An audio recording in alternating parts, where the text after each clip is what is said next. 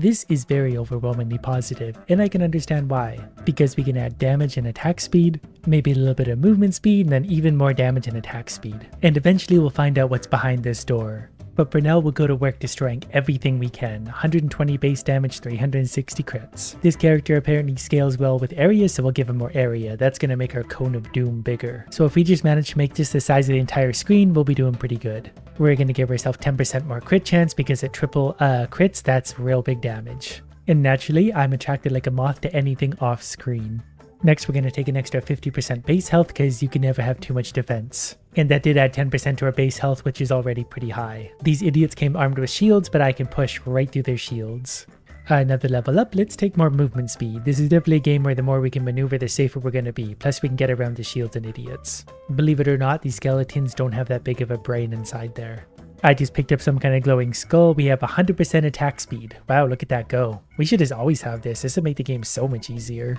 For now, we'll just use it to destroy the grey slimes as we work our way down towards the magic scroll.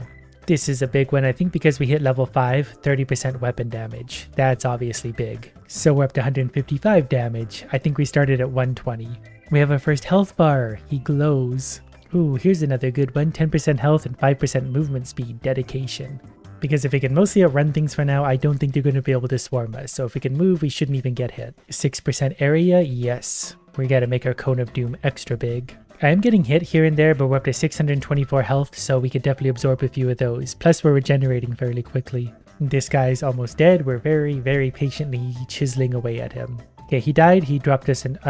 we'll take Phantom Needles, fire his needles randomly at enemies nearby in quick succession. That just gives me even more things to attack with. And that's hopefully just going to attack whatever's nearby to keep me a little bit safer. 6% attack speed, yes. We finally made it to the magic scroll. That's going to unleash another glowing idiot. The scroll that summoned him also gave us ring blades. Those are going to fly around and hurt things also. So now we got 3 different weapons to attack idiots with. So that feels pretty good. And his HP seems to be dropping quickly. I don't know if that's my regular attack with the ring blades or a combination of everything. But we got lots of damage going out for now. We're going to take another 10% damage. Anytime we get a damage upgrade, we're going to take it because they seem to be somewhat fleeting so far. And if we can just kill things very quickly, we don't need as much ranges. We can just bully our way straight through the mobs. But I feel like it probably should be a balance. Unfortunately, I don't really understand balance. We normally just stack damage until something works. But when we don't have any other options, 20% range. I think the bigger the range is, the bigger a cone gets anyway, because the cone simply goes out, it gets fatter the longer it is. Our crit chance is currently 22%, so we're going to go ahead and add another 10% on top of that, so we have 1 in 3 as a crit. And given that that is triple damage, that's going to add up to lots of extra DPS for us. I'm going to take parry as well. That's just going to help us avoid some damage. Because while we might be doing well so far, we are eventually going to start getting hit. 10% attack speed for our needles. And 6% attack speed. And so far this is more than enough to defeat everything.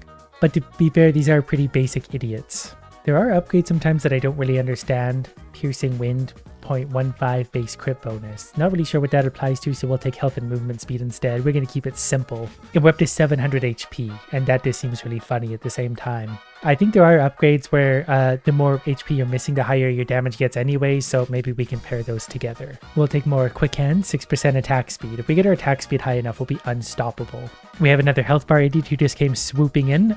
So far we've already knocked down 5% of his HP, so that feels pretty good. We just gotta keep circling him because he feels like he's a momentum type guy. Can I have some rerolls? I don't really love any of these. We'll take some more base health, because we might end up just turning ourselves into a tank. If we have enough HP, we'll be just hard to defeat, and eventually we're going to start just getting mowed over by every enemy. Here's some more very good upgrades. Dexterity, strong, puncture, there's so many fun things to pick from. I think we're going to take proficiency stance, attack speed, and crit chance. That's just my main attack, so that's probably what's doing the most damage. Although maybe it's the blades that are hitting everything for so much. As long as we're upgrading things, it's going to be fine. We'll take another 10% damage. That's going to be hitting pretty big. We're hitting for 195 base damage, something like that. Big idiot has died. Now we get to pick from items. How's this for a good one? Plus 50% crit chance. I'm not sure if that just increases from our existing crit chance or adds a total of 50% on top of that, because that's huge. Let's do 15% area and range. For our weapon proficiency, that cone's already getting pretty big. And that cone is going to be our savior later. Basically, we're going to follow it around because it's going to clear the way for us. Obviously, we still need a little damage because it's not one-shotting. But an extra 10% damage will certainly help that. 209 base damage. And we're going to try 10% multi-strike. I'm not sure how multi-strike adds on to this sword. I don't know if that just means I double hit or maybe it does nothing, but I know it increases the fire rate of my rings. The shield idiots are coming back in, but so far we're actually tearing right through them, so far so good. And especially if we can have a big attack area, we can be eliminating their shields from like a mile away. There's guys dressed in a robe. I assume they're going to do something a little more exciting. Yeah, we're getting pink skulls fired at us. Ooh, we're going to make our rings 25% damage and bigger. That's actually really big. I think those were already hitting for a lot of damage, so that's going to be real good for us. I guess in theory, if our attack sizes get big enough, both my cone and those rings will do enormous damage. But there's only one way to find out for sure. We'll just keep going until we make it happen.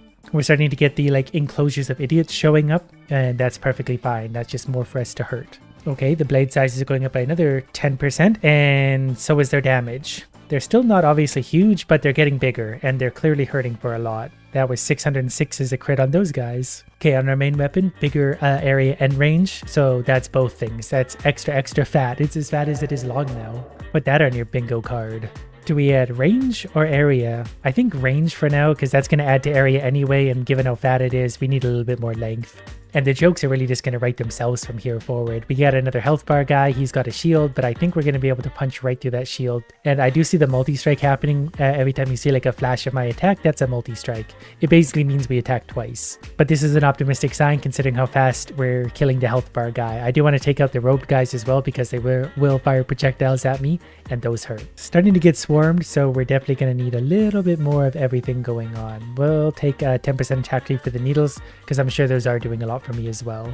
Okay, we knocked the health bar off, and he seems we out now just have a naked skeleton instead, so we'll also take his health bar, but he's much weaker without his armor. And he dropped us something. We're going to add lightning strikes, because those are just going to add random lightning strikes around, and that's just going to help soften up and thin enemies out.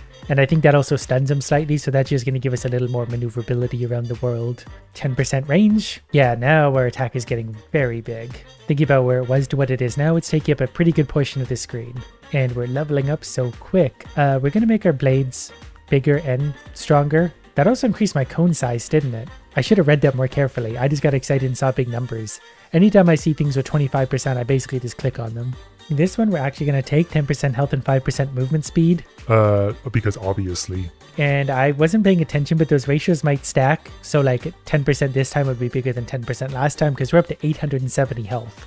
We'll take another 10% range because that should increase our area anyway, and it really looks like it is. If we attack downwards, we're almost to the edge of the screen. The demon dogs are starting to pile in. These guys are nice and quick, but they seem to be dying fairly quickly, so they're no problem. They're just going to give us oodles of experience. 10% damage sounds good to me. What's our base damage? 240. So we're double where we started. And that, of course, isn't factoring in attack speed, which we're going to increase by 6% as well. So this feels pretty good so far. We are currently well ahead of the curve.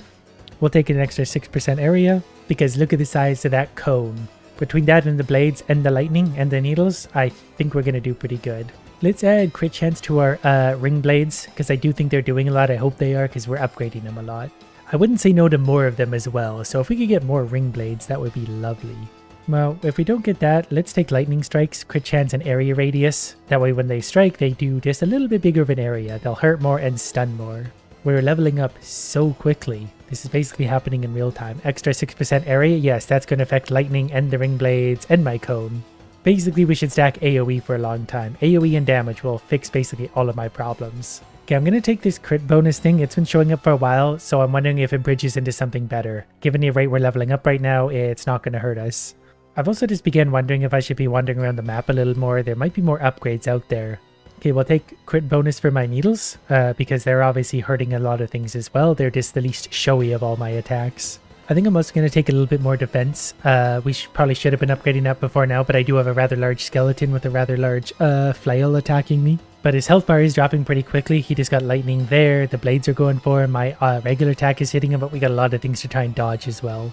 But I'm currently also wearing only a ring, so we don't maybe have as much armor or defense as we should at this point. Let's add another 10% range as well. That's getting out there. That's a big fat attack. Very close to the edge of the screen. And obviously the more things we can hit with every attack, the better we're going to do. That's going to skyrocket our DPS.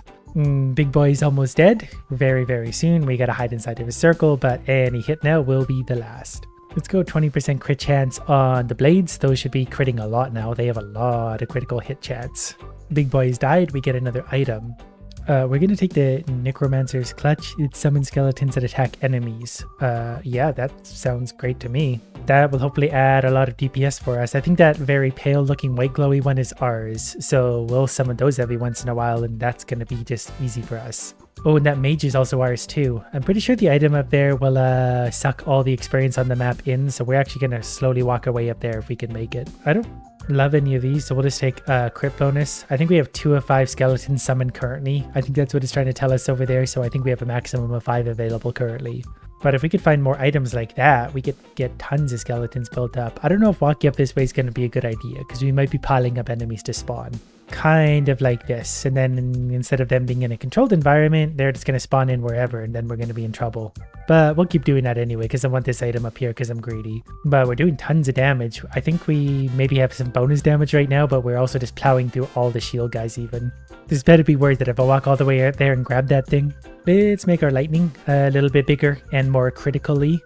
Even its lightning strikes are actually getting pretty big now that I look at that. Those are definitely affecting some enemies. We're getting hit a lot more than we were, but we're still regenerating through everything. Between our armor and our regeneration, that's sort of carrying us. We're almost at the grabby hand. We made it, just as we're starting to get new enemies coming in. Hopefully this sucks in from a long ways away. So far, so good. Starting to get a lot of enemies. I was hoping for more leveling than this, but there's one. Okay, the needles are going 10% extra attack speed. That's a good start. 10% attack speed is actually really, really big for those. Another level up. Let's get another 10% on the attack speed for the needles. There's a health potion right there. I think that's a health potion. There's also a health bar, idiot. We're going to keep circling so we don't take too much damage. Okay, lightning's going up by 10% attack speed as well, so lots of our abilities are going up, up, up. 10% range, also really, really big for us. Look at the size of the cone now. It's huge. Every upgrade's going to be so big now. 20% damage for the needles. That's level 48. That's a real big one. Definitely getting a little bit harder to dodge things. We need to get that guy dead. We are going to focus on him because he is projectiling us to death. There's a lot of things going on. Luckily, whatever direction we're looking in, we're just doing a lot of damage in as well. I wanted to move closer to my health potion just in case. We don't need it yet. He's almost dead as well. A couple more hits and he should be... Got him. Okay, he's dead. Okay, this one actually plays off my needles. When needles disappear, deals magic damage in an area. Damage increases, reach remaining pierce count multiplied. Yeah, that's fine. So now we're getting those big purple circles when the needles disappear. So that's giant AoE and extra damage. So lightning strikes can also increase their area and everything. Attack speed as well. That's going to be really big. Those lightning strikes are going off all the time now. So then it's just back there walking in circles, destroying the horde of idiots. And my ghosts are helping me a lot. 10% is attack speed to the lightning. That's up to level 40 now. Things seem to get to level 50 and that seems to be about as high as we're getting them so far. And that seems to be doing lots for us because we're absolutely destroying these things. We're coming up on the 10-minute remaining, so maybe we'll get to see something fun. 10% damage is going to help us. We might be hitting for over 1,000 at this point with our crits. 955. We seem to get a lot of slimes moving in, and those can be really annoying because they are pretty tough and they'll definitely create lots of barriers. Luckily, we're able to absolutely destroy them too, so this is a good sign. We have some green slimes. Once we kill them, they turn into a puddle of acid on the ground, so that's going to get really annoying for us. Ring blade 6. Big. The blade size is going to get big and so is their damage. They're shooting it once in a while. They're still not huge, but if they get any bigger, they would really start to be overpowered. So we'll try and get them there. There's also massive piles of gold on the ground everywhere that we're going to pick up. I don't even know which direction to go with these. We're killing so many things now. We're also getting hit a lot. It's getting hard to see, but I'm hearing the sound of us getting hit, so we're going to have to be a little bit more careful. I'm going to turn my base regeneration up a little bit. We're starting to get hit, so it'd be nice to start putting that HP back to full before we get hit again. And suddenly we're cleaning out the enemies, although we have that thing attacking us now. Okay, let's get extra lightning attack speed. That's an extra 10%. That's huge. Okay, that guy's got a ring of effect. Interesting. We're also getting attacked by a bunch of large demon dogs and also pink skeletons, but we're seemingly able to destroy all this. We just gotta not get hit like that. Wow, that actually quite hurt. Okay, we gotta not get hit like that again, which means we gotta maneuver our way through this without taking damage while also focusing damage on him. Okay, there's a grabby hand. That's hopefully gonna level us up. Wow, that was actually a lot of damage. Okay, the blades are going to get 25% more damage. And our cone size, I don't know if that's for us or the blades, but I'll take that. Okay, there's even more good stuff for us. Let's turn our metabolism up, our base regeneration. If we could just regenerate damage non-stop, that might be good. 6% area, I guess, is the natural choice there. Whoops. So area is getting bigger for everything we're doing. I think these are health potions. Whoops. Okay, that was good because that healed us big before we took a giant hit. And we got a second to focus our damage on him. Whoops. Okay, we just maneuvered ourselves really poorly. Got away with one there. Okay, his HP is getting low. They should be dead very, very quickly. Just got to make sure we're not doing anything stupid and they will die. We're going to break the barrels. Hopefully this thing drops us something good. I felt like we just crossed the 10-minute mark. Now we're down to the 7-minute mark. Okay, this is kind of what we needed that I mentioned at the beginning. Per 1 HP missing, 0.1% damage. So every 10 HP missing is 1% damage, every 100 is 10% damage. So that would add actually lots of damage. So basically, the more HP we have, the more damage potential we have. So adding HP is going to make us tougher and a lot more DPS.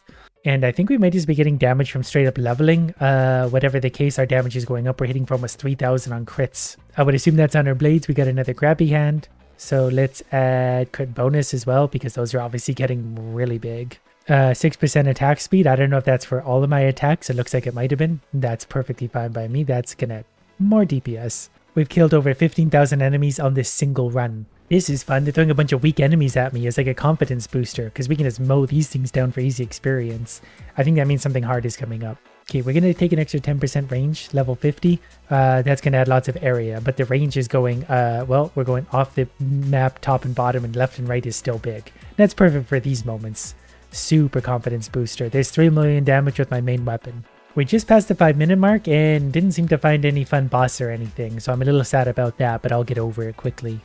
We'll take another 50 base health for sure. That put us over 1,000, and that also means more damage potential. We start getting hurt, more damage for us. And it actually shows you in real time. We're getting an extra 2, now 1% damage because we're not that hurt, but we'll see all the extra we do get. And we clearly don't need a lot, but that's the beauty of it. When we do need it, we'll start taking damage and then we'll get it, and then we'll hurt things and catch back up to ourselves. I guess we'll take another 50 base health on that note, which obviously has a bonus because now we're up to 1130 HP, which means we have more to lose, which means we have more damage potential. Phantom Needles also just did 3 million damage, which is obviously impressive because my sword, my main weapon, just also crossed that, so the Phantom Needles might be more DPS overall. The beauty of it is it doesn't matter because everything's auto-attacking anyway, so as long as something is doing a lot of damage, we're good. We're coming up in the 3-minute mark remaining. We're getting lots of slimes and all sorts of enemies. The poison slimes are definitely tough to deal with. Officially 3 minutes left. I was hoping for a lot more bosses. We will take 10% more crit chance though. You can never have too much of that. We've seen some pretty big red numbers. Next, Phantom Needles is going to get a crit bonus. Because I decided to be smart and actually look, Phantom Needles has done 3.5 million damage so far. Not as much as my main weapon, but definitely more than everything else. I did get an achievement for surviving until there's only 2 minutes left, so that makes me think that was some significant milestone. We're getting a lot of pink gems on the ground as well, so that means extra experience, so we'll hopefully level up a few more good times. Level up, 10% attack speed for the Phantom Needles, so they're going to do even more damage. Getting a lot of the big dogs attacking, but we're able to mow them down quite quickly, and they only really hit me if I'm being stupid. Because we lost some health, we get a 22% damage bonus, which seems insane. And we're going to take another 10% crit bonus on top of that, because you can never have too much damage. And there's a grabby hand, so in comes all the experience. That's perfect. Since most of these aren't really that great, we're going to take Lightning Strike 7. Crit chance and area radius, so bigger lightning strikes. And it really wants us to keep going on the lightning, so we'll take another crit chance and area radius. That way it's going to do more big lightning strikes. We've killed 25,000 enemies just in this run. We get a 21% damage bonus currently. It's tempting to take more damage, but I feel like there's going to be a boss at the end, and we want to have some HP for that. If our health is going to drop, we'll let it happen naturally. Okay, let's take another 10% crit bonus, and those numbers are getting bigger and bigger. Oh, there we go. There's the boss we're looking for. So we're just going to keep raining damage down on him. If our health gets low, we'll do more damage. He has a lot of HP. I'm glad the poison things on the ground left because those were getting annoying. Okay, those we're not going to get hit by. Those we're going to get hit by. 31% damage bonus. It's actually not too bad once we're sort of seeing his attack pattern to avoid it. We just got to stay way out here because we can hit him from a long ways away. We'll keep our distance and we're safer. Maybe we'll get him caught on the poles. Okay, his attack pattern changes over time. We're starting to take a little more damage. I was not looking. Circles. It's all about the circles. Not getting hit by those also. Okay, we did this really poorly, but we have a 50% damage increase. He's getting low on health. I think we had a free dodge or block there. I think we're going to be okay. Just mostly tanking through. Wow, that really hurts when he does hit me though. Not to worry. I just realized it's a man on a dog. That's what we're fighting. Or whatever that thing is. A big monster dog. Anyways, they're almost dead, so I can just tank through this and not take it very seriously. All thanks to the power of upgrades. Oh wait, he's got a second phase. It's basically the man without his dog to ride on. And that's okay, he's already down to 80% HP. My little skeletons are actually doing a lot of damage to him. 1v1ing him. Okay, ow. Okay, our HP is getting low. We gotta start taking this more seriously. 75% damage boost though. Okay, that we can dodge. Okay, we're starting to pay attention again now because he could actually kill us at this point. Don't touch those, don't touch those, don't touch those. We just keep backing away, sort of. As long as you get a route to back up, we're generally okay. That one's gonna, wow, didn't mean to get both of those, but it is what it is. Got him. Now I get his head. 14 million damage done. That feels pretty good. I feel like we're in for a good time when our very first upgrade is an epic decrease spell cooldown by 25%. Take that, spiders. I like my shuffling little run. I look very unintimidating. There's another level up. Let's increase our spell damage by 10% as well. With that extra cooldown and a little bit of extra damage isn't going to hurt. Now we just need more and more and more. A rare upgrade, increase your XP gain by 12%. Those are always good early on. While I don't learn anything from my experience in real life, I can take experience in games and apply it to something. Now we get to pick a spell, Magic Missile, a large magic projectile that pierces through anything. We do like a lot of penetration. So that's going to fire out and go through things. That's going to be good for the giant worm eating me. As soon as he takes a few of those, it'll hopefully die and give us a whole bunch of experience. Next, we're going to take another 12% experience gain. It's not exciting, but it is useful. That'll just make us all the more powerful down the road. Starting to get some bigger bugs, so we're not one-shotting anymore, so we're going to need a little bit more damage. Or when that fails, we'll decrease spell cooldown by a further 15%. I don't think that affects my base damage, but that will affect my penetrating spear. Now I've got to kill a bunch of idiots within this circle, and the penetrating spear went out at a good time there. It absolutely wrecked those things. Just gonna lead the idiots in a circle, and soon my circle will be satisfied. Spell damage can go up by a further 10%. We'll see if that affects my base damage, and it actually does. Whoops. So we need to stay away from the exploding idiots, but they do also hit the other enemies too, so they'll go off. We can actually use that to our advantage. 2 health regeneration is probably also going to be pretty big for us, just so we can stay alive a little bit. We have 600 HP total. That's another exploding thing, so we're going to try and lure it right down here, where it's going to run into other idiots and take them all out. Well, we failed that, but we had good intentions. Next, my spell aims at the enemy with the most health, also gets a 12% damage increase. So that's going to be good for when things get really messy, because my penetrating shots will go for the big idiots, and they'll hit everything else along the way. Another epic, increase your luck by 6. Yes, that means more epic upgrades moving forward. We're going to go ahead and kill that thing because it's firing projectiles at us. There's something very pleasant about committing all this murder in a nice grassy field. We don't see that very often. I need to be careful where I'm going because I could easily get trapped amongst all the idiots out here. We should be focusing on the high health enemies right now, which I don't know which ones those are. Okay, we're going to increase our spell damage by 15% because we need a little bit more damage going out for sure. We need to be one-shotting more things. The enemies are getting rather numerous. I accidentally walked into one there, but that's fine. We're doing a little bit more damage, so we're killing them much quicker. What is that thing? We probably want to get that thing dead quite quickly. Yep, just keep walking this way. Good, good, good.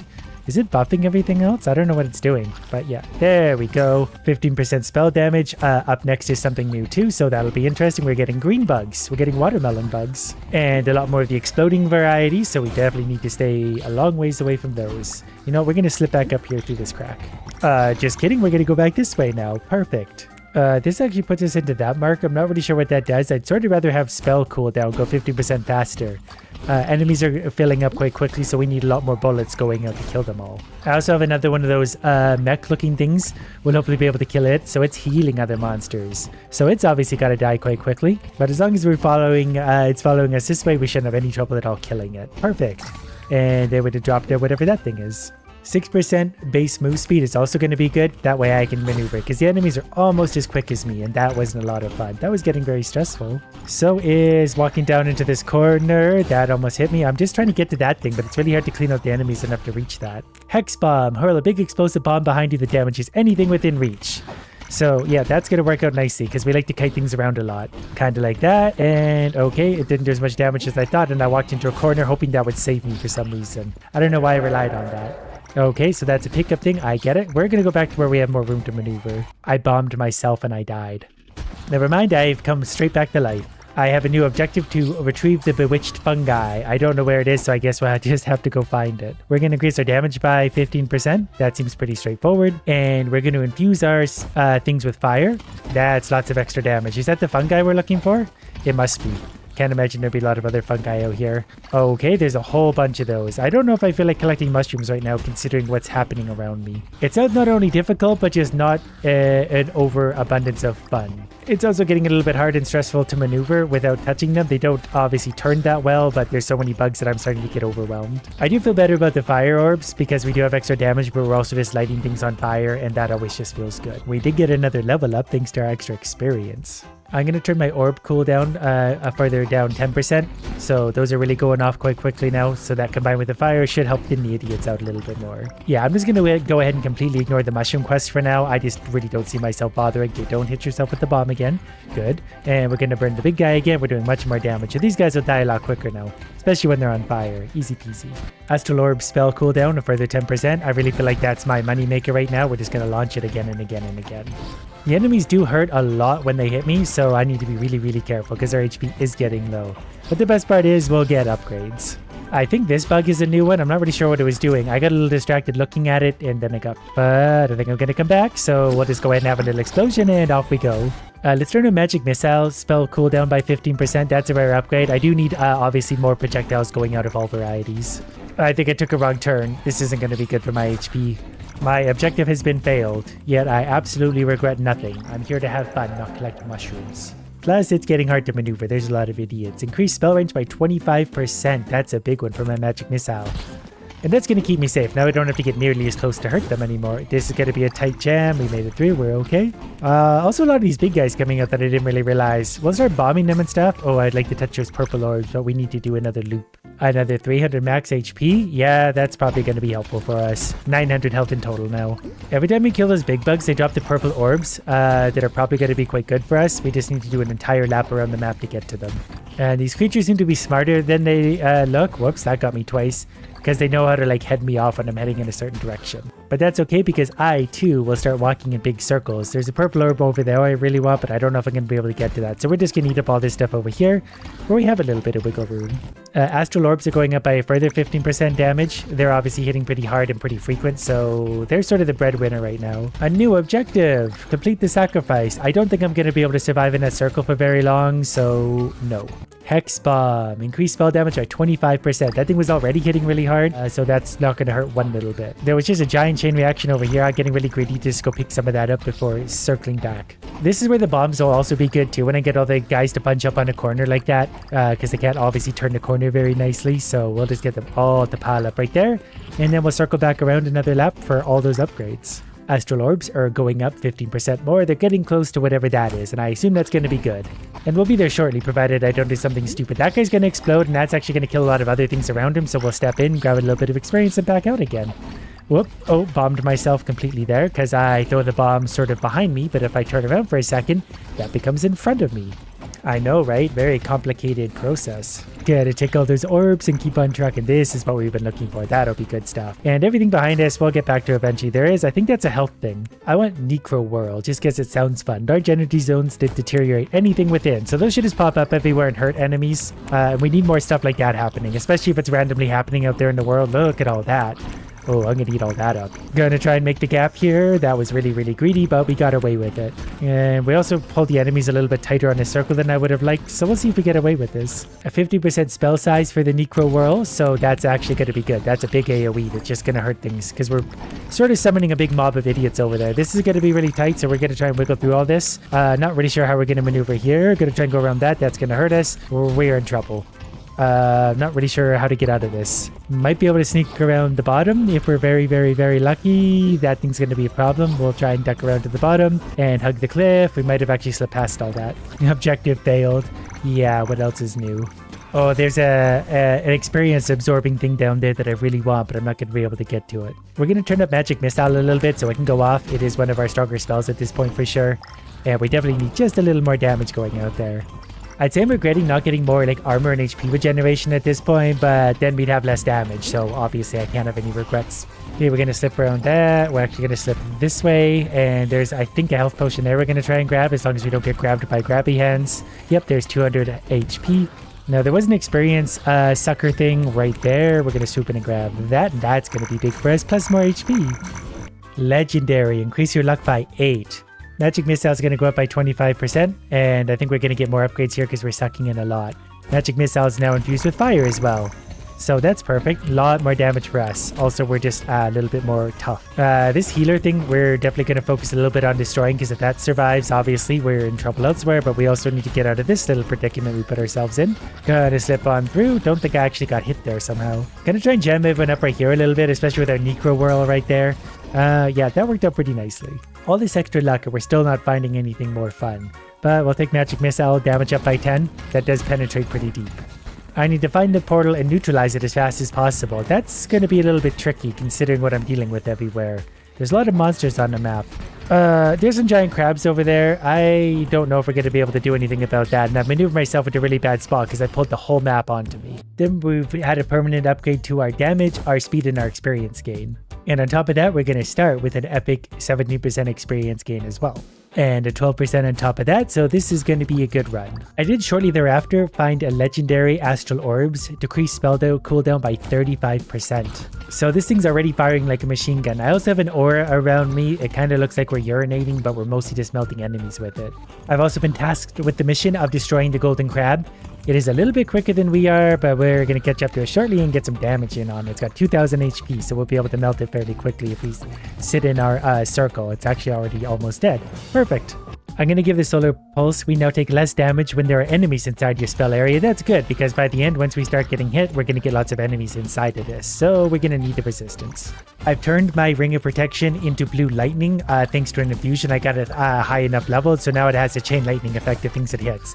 And I feel like that's obviously going to be quite big for us, because now we have like super AoE. And AoE was one thing we were lacking last run. So now I can confidently sit even right here, sort of on the edge of them. And Astral Orbs is going down by a further 25% cooldown, so we are really rapid firing some of our attacks now. And for our next spell, we're also going to get Phantom Blades. That's going to help clear away in front of us, I should think. So now when we need to try and get somewhere, we're actually going to attack the things in front of us, so I have room.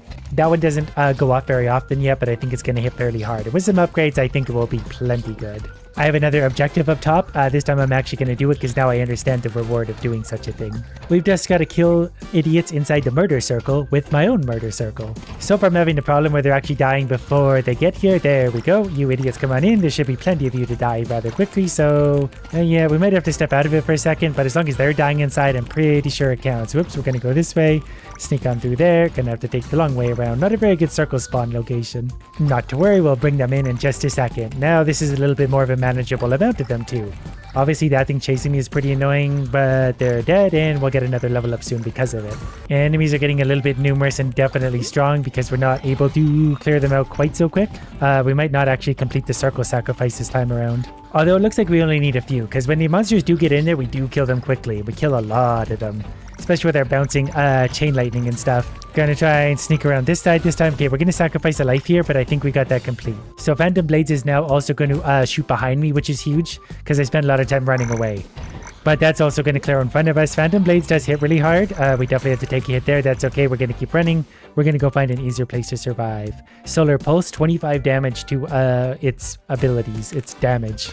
It was already doing tons of damage, so that feels good. I almost took a hit there. So even now when I'm running away, like we're going to shoot all those knives behind us and kill this thing super quick.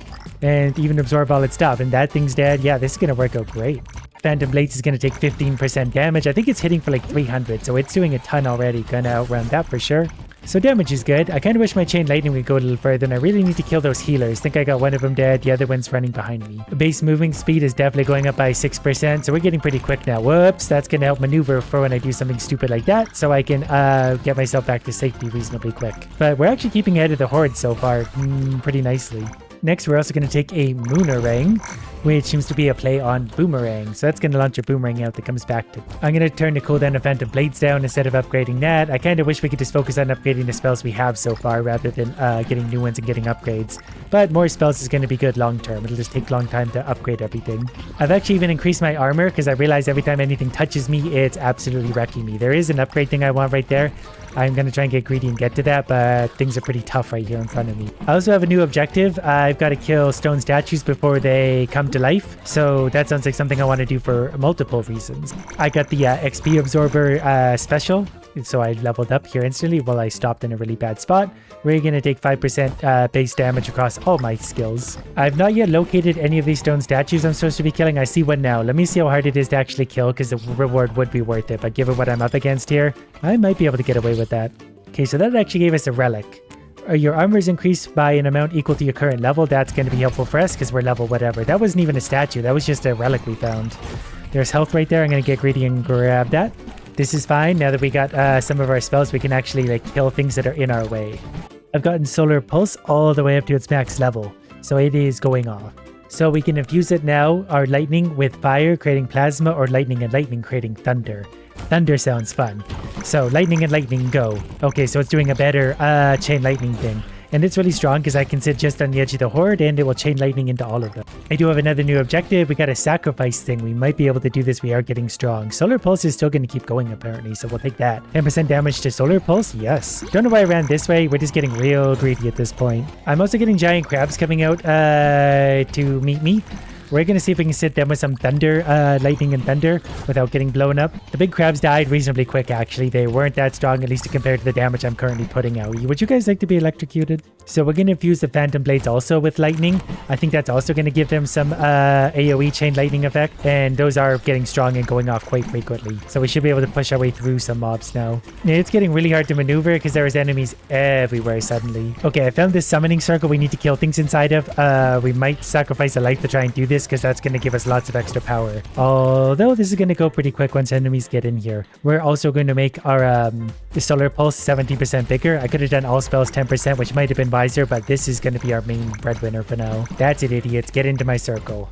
Get into both my circles. Okay, we're maybe going to lose a life doing this. Yep, but that's okay. We got one more resurrection. Astral Orbs are also going to go lightning. This is a lightning run. Phantom Blades are going to go in bursts as well now, so that's going to be good considering they also do lightning damage. What's that orange stone on the ground? Okay, you know what?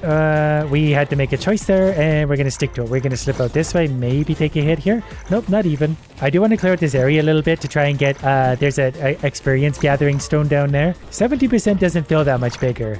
I don't know how they're calculating that. That doesn't feel like 17%. I kind of want to kill the crab though too. I also see another chest up there above me that's going to give me another artifact thing. We're going to try and circle around to that as well. But for now, we need to focus on not dying to all of this. Okay, I finally made it to the XP gatherer. We're going to circle around this way, but we're going to level up a few times. I can hear them going off. There's a legendary health regeneration up by 4. I think I had 2 before that, so we should have 6 HP regeneration. So that's going to help us survive a lot. Using my blazing speed at this point, we're going to sort of chain reaction the horde, and we're also going to head for that treasure chest thing I saw. Okay, we picked that up. That's hopefully something amazing. Well, the less health you have, the more you move. So we were already moving pretty quick, so if we get hurt, we'll hopefully be able to run away and get out of danger. These little guys melt very quickly when I put my circle on them. The bigger guys still take a little bit, but with my blades coming out the front and back, we also melt those. Damage is feeling pretty good right now. Obviously, we're melting a lot of things, so I've actually increased my armor a little bit. We're fast enough to scoop by this guy now. New objective. Vanquish the long ones. Cleanse the realm. Okay, we got a big guy coming in. That should be okay. We're pretty quick. We can hopefully just kite him around and chain lightning him like we do to everyone else. Yeah, he can't catch me. He's got bananas for legs. Uh-oh. Well, he tried to smash a giant rune on me. That obviously didn't work. I'm going to leave that HP right there where we can circle back. You just keep following me around. He can't hit me with that. Might have to take a little bit of damage in this corner. Astral Orbs, we're gonna do bigger circle, because circle is life. Plus, things have to make it through the entirety of my circle to get to me. And they're having trouble doing that because it's a very dangerous circle. Another healer. These healers are popping up everywhere and they're so hard to get to. So when I really take advantage of the opportunity to kill them. The boss, soul, whatever, is quickly actually dying. Astral Orbs is gonna get upgraded. There's an experiencing gathering doodad, so this is gonna be real good for us. Well, there was nothing particularly exciting there, but we did upgrade a lot of our skills. Basically, they're attacking faster. Gonna go ahead and scoop up this HP now because the boss is getting low on HP and he might have different phases. Not really sure how that works. The very hungry caterpillars have been eliminated as well. Banana legs is still chasing me. Ooh, another chest. You know what? Let's not grab that right now. Let's not die at the last moment. That would be silly. Well, just kite everyone this way. Banana legs is dead. And, oh, I wanted that chest. But we did it. We made our very adorable wizard very powerful. I need my fix of dopamine, and this is the best way to do it. And with a little luck, we will get oodles of dopamine. And we're using a character that gives us extra choices, so we're gonna have lots to choose from. Unfortunately, none of this is good enough. We're starting over. This is the kind of thing we're looking for. Legendary quality right from the beginning. It's not the most useful to begin with, since it's simply one piercing, but the more piercing we can have absolutely pays dividends later. And we got another one, and a projectile bounce already. I don't think I've ever had a start like this. In order to actually bounce, it's got to go through the first enemy and hit the second. We're going to increase our critical hit damage by 75% because we know inevitably our crit damage is going to be, our crit chance will be 100. For now, we're mostly just going to go with the highest quality upgrade available. 2 dashes isn't going to hurt because dashes turn into other things down the road. Plus, they keep us alive somewhat. We got our first idiot with a health bar, so we'll see if we can go ahead and penetrate him thoroughly, get some bounces in. I definitely need a little bit of raw damage. We're hitting him, but we should be doing just a little more. And isn't this perfect? Damage is the equal of the highest quality upgrade, so we'll take that. So we're up to 75. One mini boss defeated. Oh, here's another legendary, and this is for the artifacts. Your next shot deals 2 times more damage and bursts into multiple projectiles. Reduces your attack speed by 30%. I can live with that for now. So that's going to happen every 8 seconds, I guess. So we're going to go ahead and wait for that. But we can also reduce the cooldown of that by 10%, so that's going to shave off 0.8 of a second on that. There it is. And it left the map. But it burst into projectiles down below. There it is.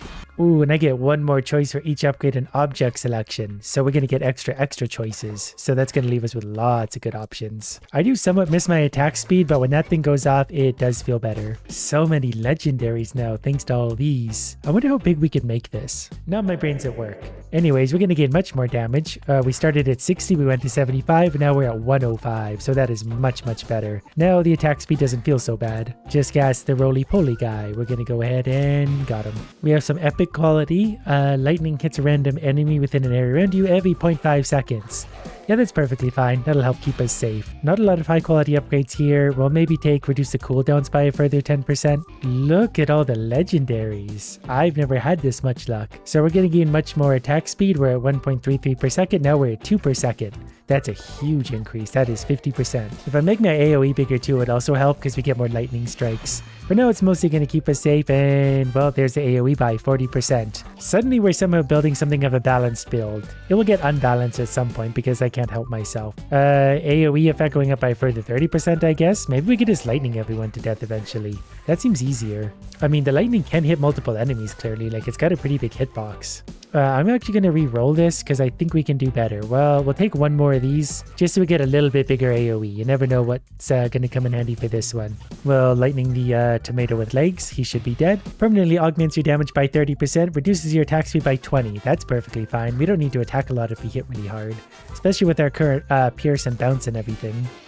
Well, there's another bounce, so we'll take that. This will be better once there's more enemies on the board. Okay, I guess we're taking more AoE, 40%. We are already at 210, we are 250% bigger. So we just need lots of AoE type items. I mean, for now though, we can just run around and lightning everyone. That really works out well. Especially if its cooldown can be reduced actually. We might be able to like super lightning idiots. We're currently at 73% of the cooldown. Now we're at 62%. So the lightning will go off 10% quicker. And it definitely feels like it is. It will go off almost constantly already. I don't really want any more health right now. I'm just planning on not getting hit, so we'll knock off another 10%. 55% cooldown, lightning even quicker. The lightning can also go off while I'm on the move, unlike my main weapon, so that's actually kind of to my advantage. We have a lot of hearts on the ground here, so I might sit here so I can be a little extra stupid. Then if we get hit, we can put the heart right back on. Another bounce. Yeah, okay. Now that we're getting more enemies on the map, the penetration should run out and they'll start bouncing around. And that's just more damage for us and more for the enemies to enjoy. I re-rolled this one. I don't really want more AoE right now. I probably want damage. We could use attack speed too, but 136 to 156 walked right into that. Here's a good one. Heal for 1 after you dash. Perfect. So we can heal ourselves. Our dashes do jump up to 30 seconds, but we're at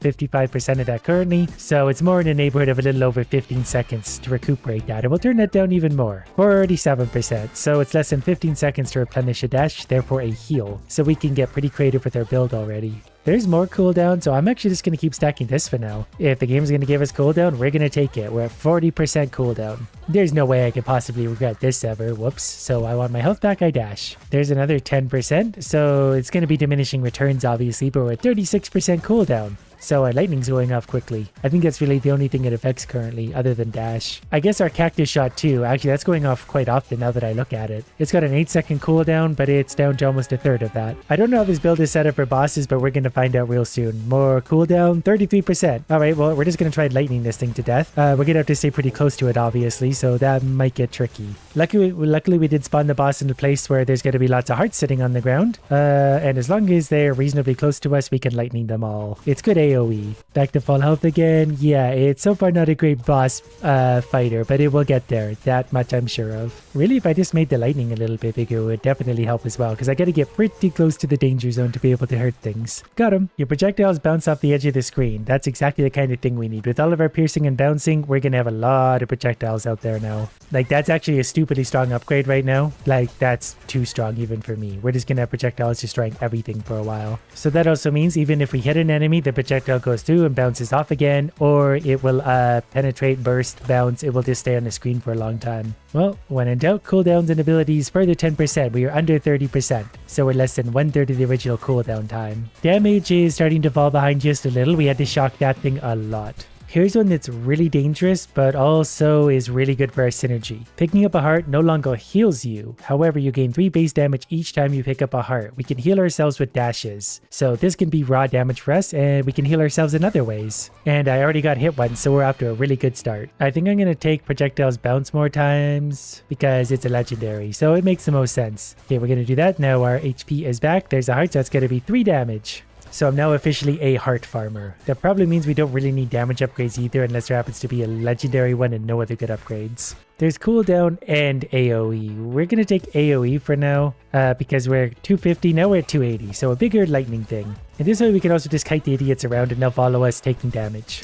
There's a few good ones here. Permanently raises your attack speed 40%, but half of your shots are less precise. That's fine, because even when we miss, our shots will still bounce off the edge of the screen and hit something inevitably. I know I left some hearts down here somewhere. I can't remember where we fought the bosses, and I might have eaten up a lot of the hearts there anyway. Not a lot of fun upgrades here. I guess we'll just take 5% crit chance out of all of that. That doubled our crit chance to 10%. I think the lightning can crit anyway, so that's not going to hurt anything at all.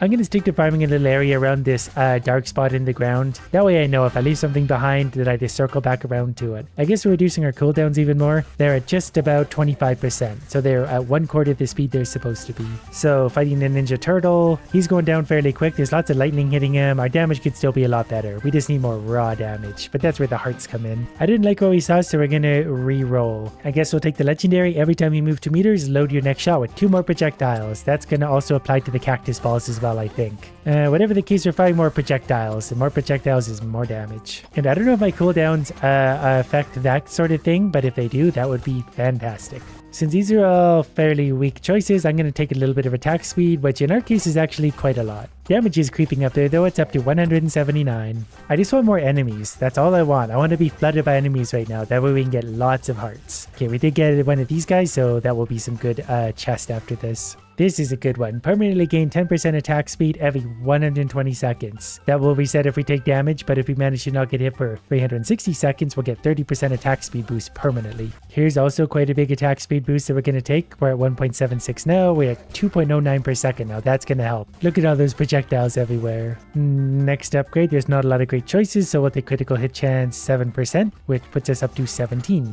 So we'll round that up to 1 in 5 because that's how math works. Okay, we got the next boss coming in. We'll see if we can lightning it to death. If not, we'll have to use our projectiles. Oh, it's a high-speed boss, but if it follows us around, it will get lightning really bad. We can move around a little bit too, and our bouncing projectiles will hit it eventually anyway. We gotta stay close to really do most of our damage. This is going to be an interesting fight. I mean, to be fair, we have already done quite a bit of damage to it. Whoops. Okay, the hitbox is bigger than I thought. We're already taking some damage for sure, mostly due to me trying to just stay too close. It's got a bigger hitbox than it looks, and there's a lot of danger on the map. I don't even want to go near. We might just have to use our long-range projectiles mostly, which can be done. This is just a bad matchup for me, really. Now we got things under control. It is about dead. We're probably going to lightning it to death. Standing still gradually increases your attack speed until you move again. So if I hold still, we can just start spamming arrows in all directions. Given the amount of bounce and pierce they have and stuff, we're pretty much going to fill the screen with arrows for the time being, even with a slower attack speed. And it turns out the enemies that do manage to get a little bit close to me get lightninged really hard, so I'm pretty safe except for projectiles. Like this floating gentleman in the upper right might be a problem. I don't really want to move though, so I'm going to try not to. Well, that's going to be a problem. Alright, there's something with a sword. We're going to take a slight step over. Whoops, and you know what? We're okay. 15% cooldown reduction. I want it. So we're at 22% cooldown reduction. Every 12 dashes, you heal 1 health point. That might come in handy later if we need an extra heal. Because if we come out to a balance, that could be the difference maker every 12 dashes. With our cooldown, we can get away with that. I don't know if we're going to find ourselves in that particularly rare scenario, but at least we're set up for it. 40% AoE, so 280 to 320. My lightning is getting so big.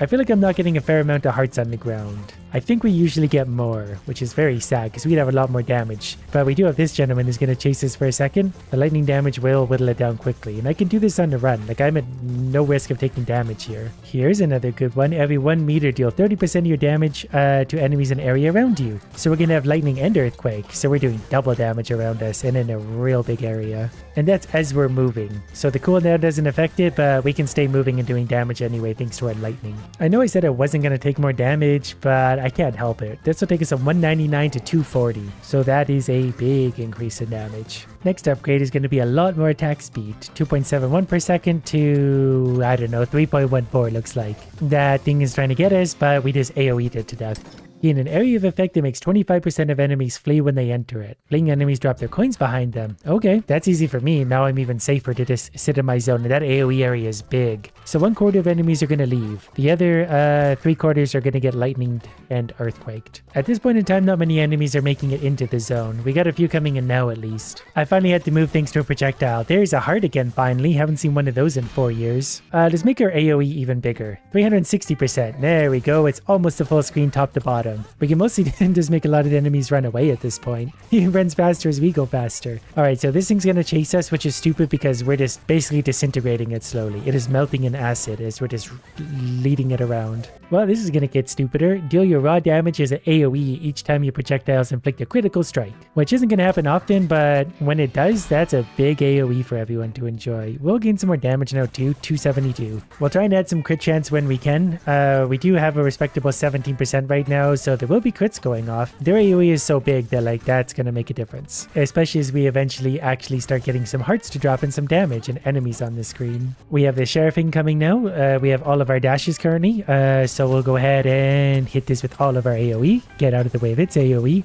Yeah, our damage definitely caught up because we are melting this thing, and then I'm not even using my projectiles right now. I guess we should be firing those because they will get bouncing, so they will probably hit twice. Yeah, you really see the HP drop once the projectiles start flying. Now we're into phase 2, which really shouldn't be a problem, especially if I can sit close, which I'm gonna try to do because I'm too lazy to do anything else. We'll just dodge the balls a little bit, and yeah, right about here. Actually, this is the perfect spot to sit because we can just sit here and absolutely melt this thing. It's got a lot more health than I thought. It's only down to 3/4 health already, but we'll get there. Gonna put some HP back on. I might as well stay down 1 dash the entire time because that way we can always be regenerating 1. That's super efficient like I always am. This part's a little tricky because I do have to stay close, and that makes it a little bit hard to avoid its bullets. But I guess we can move and use our earthquake thing too. I'm not sure what does more damage. Actually, probably our lightning. I think our lightning's going to be our best bet, so we just want to stay in range. And that shows because it's down to about 0% HP. After moving for a while, you shoot a slow, intangible projectile. Lightning hits a random enemy within its area every 0.5 seconds. Our cooldown may also affect that. I'm not really sure. Let's take another 5% crit chance since that's also adding to our... There's our slow moving projectile. We should probably just follow this. I mean, if we could fire multiple of these will stack up and we'll just melt everything endlessly. Oh, they're going different directions. Can we bounce it? We sort of could. Well, whatever. We're firing projectiles like that in all directions that are huge damage. I like how they just go off the screen, just go endlessly. They're probably destroying cities somewhere out there in the world right now. Okay, here comes our next health bar idiot. He's melting quickly though, thanks to all of our many different attacks. We'll hit him with some projectiles here and there as well. Things are getting a little more chaotic, but that's good. That means there's more enemies on the screen. Shoot an orbiting projectile regularly. There's a 4-second cooldown on that, but that's really only going to be about 1 second for us. It's actually going to be less than 1 second, so we've actually got a really fast fire rate on our orbitals. While we're at it, we're going to make the AoE 30% bigger still, so we're 390%. Now pretty much everything gets hit by everything. And we're starting to get hearts dropping really regularly, so we're already up to 307 damage. Now we don't have to go anywhere near the enemies to hurt them either. Hey, look at that, more cooldown. So we're currently at 22.5%, we're at 19%. We're less than 1/5 of the intended time for the cooldowns. I feel like that shows, because we are really launching a lot of this stuff off in a hurry. Chests always spawn with 3 hearts next to them. That's a big one, because that translates to, I think, 12 damage for us. Maybe 9, but we'll just call it 10. Every chest is going to be an additional 10 damage, which is considerable. There's another cooldown, 15%, so we're down to 16% cooldown. Wow, that really can get low. Yeah, the enemies are going to get endlessly stronger though, so we're definitely going to need to keep stacking upgrades still. But there's a chest, that means 3 hearts spawned, plus all of these. I think this is actually a good choice. Gain 40% crit chance, we'll no longer get crit upgrades. We don't really need any more, so they can get eliminated, and then we get more chance for better things anyway. Oh, there are so many hearts spawning too. Every time I move around, there's another heart waiting for me. We're up to 361 damage. And good news, more AoE, 430%. So we are scaring a lot of enemies off the map. I almost didn't see the health bar enemy. We're going to put our circle of things into him. You know what? Then we're just going to keep attacking. He's going to be dead anyway. Okay, this is what I was thinking earlier. This is going to be a risk, but this might pay off. Before you dash, take 1 damage, but permanently gain 5 damage. So we heal every time we dash, so that's going to come out even, but then every 12 we get an extra health. So this is risky, but we're going to do this. So now if I dash, we gain 5 damage, we dash again, we take 5 damage, we pick up the heart, we get 5 damage. So we're going to let all these run out. We're up to 425 base damage now. Cooldowns and abilities down more. We're at 14% of what they're supposed to be. They're going off so quick. I wonder if we can hit 0%, like if it just infinity spawns at that point. I'm really curious to see. Hopefully we get there. Gotta be careful not to take damage though, because it's gonna take a while. If we get 1 damage, we gotta work pretty hard to put it back on. Oh, this one also helps negate that. Whenever you take 2 damage in a row, heal for 3 health. So if we get hit once, we'll actually maybe just get hit again right away. That'll put the health back on. Then we live happily ever after. We've been getting really lucky with the synergies. There's almost 500 damage now. And these dashes are supposed to take 30 seconds to come back on. There's 1 already, there's 1.5 already. We'll take another 20% AoE size. It seems to just be growing exponentially at this point. Another series of dashes later, 550 damage, and that affects lightning and everything. So this guy should melt. We're going to put him in our ring of arrows and everything else. Yeah, he's melting quick. Emits an aura that periodically inflicts 30% of your damage to enemies in an area around you. Its cooldown is 0.5 seconds, so it's going off 10 times a second. Well over 10 times a second, actually. And as our damage goes up, so does that. So we have evaporation powers. Ooh, there's another 15% cooldown. So it's at almost 10% of its intended cooldown. This is really a perfect run. We got all the right upgrades along the way. I'm really satisfied with this. Oh good, here's a new boss. So yeah, the onion thing and everything's working. Wow, that thing melted. Permanently augments your damage by 20%. Projectiles are slower. We're not really using projectiles that much anymore. That raw damage we just need for like melting power. Was really hoping for more cooldowns here. We'll take AoE for another 20%. Pretty soon we're going to be like dissolving the enemies off of the screen as well. I keep forgetting I need to use up all my dashes too, because that's going to give us, well, we're up to 810 damage. It seemed a lot when we were at 500. Okay, here's another boss who's coming in. He's actually pretty quick. Not as quick as we are though, and he's melted. You also shoot behind you. Yeah, that'll come in handy for when I do feel like firing projectiles. That'll just add a little more out there for the chaos. This one's only 10% cooldown, but I'll take it. Now we are at 10.6% cooldown. We just need a few more of those. Our damage is getting so stupid. Like, look at that. Just constant flurry of numbers. I guess we'll take 5% damage for every pierce you have, because we have lots of pierces. So it'll take us from 945 to 1040 damage. We're over 1000 officially. Okay, we're going to take another 10% cooldown. We're officially below 10%. So our dash recharge is supposed to take 30 seconds. It takes less than 3. That means we can almost constantly dash. Yeah, it doesn't even like show the dash meter filling up properly. That guy died and we weren't even touching him. Every time we move 25 meters, shoot a poisonous grenade at the nearest enemy. It inflicts an AoE poison effect. It inflicts 25% of my damage on a 2-second cooldown. If the poison kills, it spreads to nearby enemies. So I have a feeling we're also going to be poisoning a lot of enemies. Because our AoE is big. So if they happen to kill an enemy, it's going to spread like wildfire. Here's another boss with a health bar. He's dead. I think I want this one. Gain 10% more experience from future and past coins. We picked up a lot of coins, so they'll hopefully level us, and that'll hopefully make our cooldown drop, so another 10%. Well, you're at 8.6%. The game is also starting to lag pretty reasonably because there's just a lot going on. I hadn't really noticed either. I just been dashing around like an idiot, but we're up to 1400 damage now. Make that 1414. And another 10% cooldown, 7.7%. Obviously it's just diminishing returns, but we're headed for that low number. So that guy got melted. We're going to take in 1 bounce for every pierce you have, also gain 1 pierce. Pretty sure that affects a whole bunch of different things, so we just got a whole bunch of stronger. I'm not actually sure at this point if I can hit my goal before the game gives up. This demon is chasing me. He actually managed to do some damage to me, but if I take damage right now, right away, I think I'll get it right back. Emits an aura that slows enemies in an area around you. Okay. Oh yeah, there we go. There's the 2 damage in a row, so the health came back. And we can use up the rest of the damages and put more damage on ourselves. We're up to almost 2,000 now. I was hoping for a better cooldown upgrade than this, but we'll take 10%, 6.9%, which means we're just hitting so many times with all of our AoE effects. For each bounce you have, summon a tumbleweed that bounces off the screen's edge. It deals current damage to enemies it hits. Okay, more tumbleweeds and green stuff for us. The next health bar indeed has arrived, and he's dead even quicker. I'm going to take re-rolls for upgrade choices so we can hopefully just get the next 4 is cooldowns.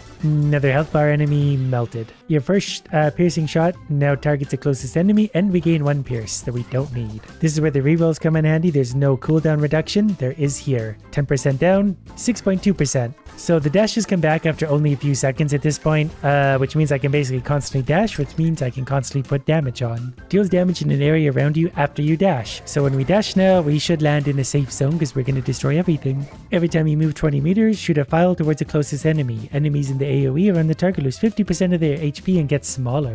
50% HP reduction for enemies is not going to help them. They are already melting in an instant. There's another health bar enemy who instantly melted yet again. Your projectiles leaving the screen now reappear on the other side. We lose some attack speed, but we're not really using our projectiles at all anyway. That's also going to cause quite a jam up because we have a lot of different projectiles doing weird things. There's 10% cooldown, 5.6%. So it's just over 1.5 seconds to recharge a dash, which is almost as fast as I can even use them really.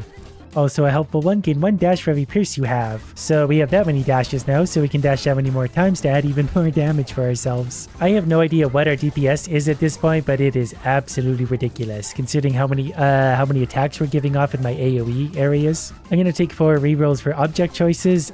We could still potentially get some helpful ones there. Anything that could help for AoE or works on cooldowns would be pretty strong. So we didn't get anything there, so we're going to start using our rerolls. I guess we can take every time you move 2 meters, lightning strikes a random area, dealing 100% damage in a small area. So that's just even more massive AoE damage out there for the idiots to have to deal with. I guess the fun thing about having this big of AoE is we have, like, in theory, unlimited DPS because we can fit tons of enemies in there. We could be hitting like 1,000 enemies at once. Cooldown further 10%. So now we're at an even 5%. So our cooldown has been reduced by 95%. I guess we could take a 5% crit chance for each ready-to-use stack of dashes we have. I think we have 60 base, but once we get all of our, we'll easily have a 100% crit chance, which means just a lot more damage and explosions. Deals damage in an area around you before you dash, plus we gain another dash. So now we're doing damage before, during, and after dashes. Our damage has climbed up to 4,200 by the way, and that goes off like 1 billion times per second in the massive circle around me. Which is why enemies, no matter what they are, can get anywhere close to us. They just evaporate as soon as they touch our circle.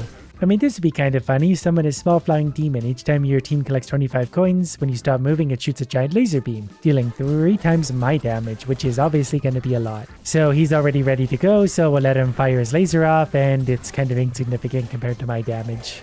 We don't have the cooldown reduction. Luckily, we do have rerolls, and there it is, another 10%. That should take us down to 4.5, which is only 0.5, but that is still 10% of our remaining cooldown. We did get some banish choices. We just banished everything there, and if there's nothing here we want, we will also banish these. Although this is kind of funny. When you're out of dash, 20% move speed, 100% crit damage, 50% damage overall. We could be out of dashes for like a fleeting second. If we go like that, no dashes, extra damage. We can constantly be out of dashes, really. I'm going to banish all those and see what we're left with. When you get hit, there's a 30% chance that you dodge the damage. I really haven't been hit in a long time. Okay, when one of my dash slots is ready, create a burst that has 100% damage in an area around me. It also gives me 1 extra dash. So even if I just sit here now, we're going to do burst damage just when these things get done, which is every like 1 and a bit seconds.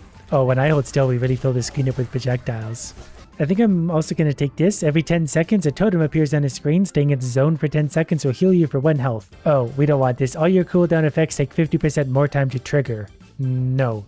That will absolutely bone this whole thing up. There's a 15% cooldown, so 4.5% becomes 3.9. There's less than 4% cooldown, so we're 1/20th faster. Or rather, it takes 1/20th of the time it's supposed to. So I'm just going to hold still for a little bit and let things pile up, because I really don't have to move anymore. 2 lenses rotate around you, your projectiles going through them get bigger and deal more damage. So that's what that looks like, in case you're wondering. The game's not loving what I'm doing. I wanted to go for a little walk, and like the hearts are having trouble picking up even the hearts because the game just can't keep up.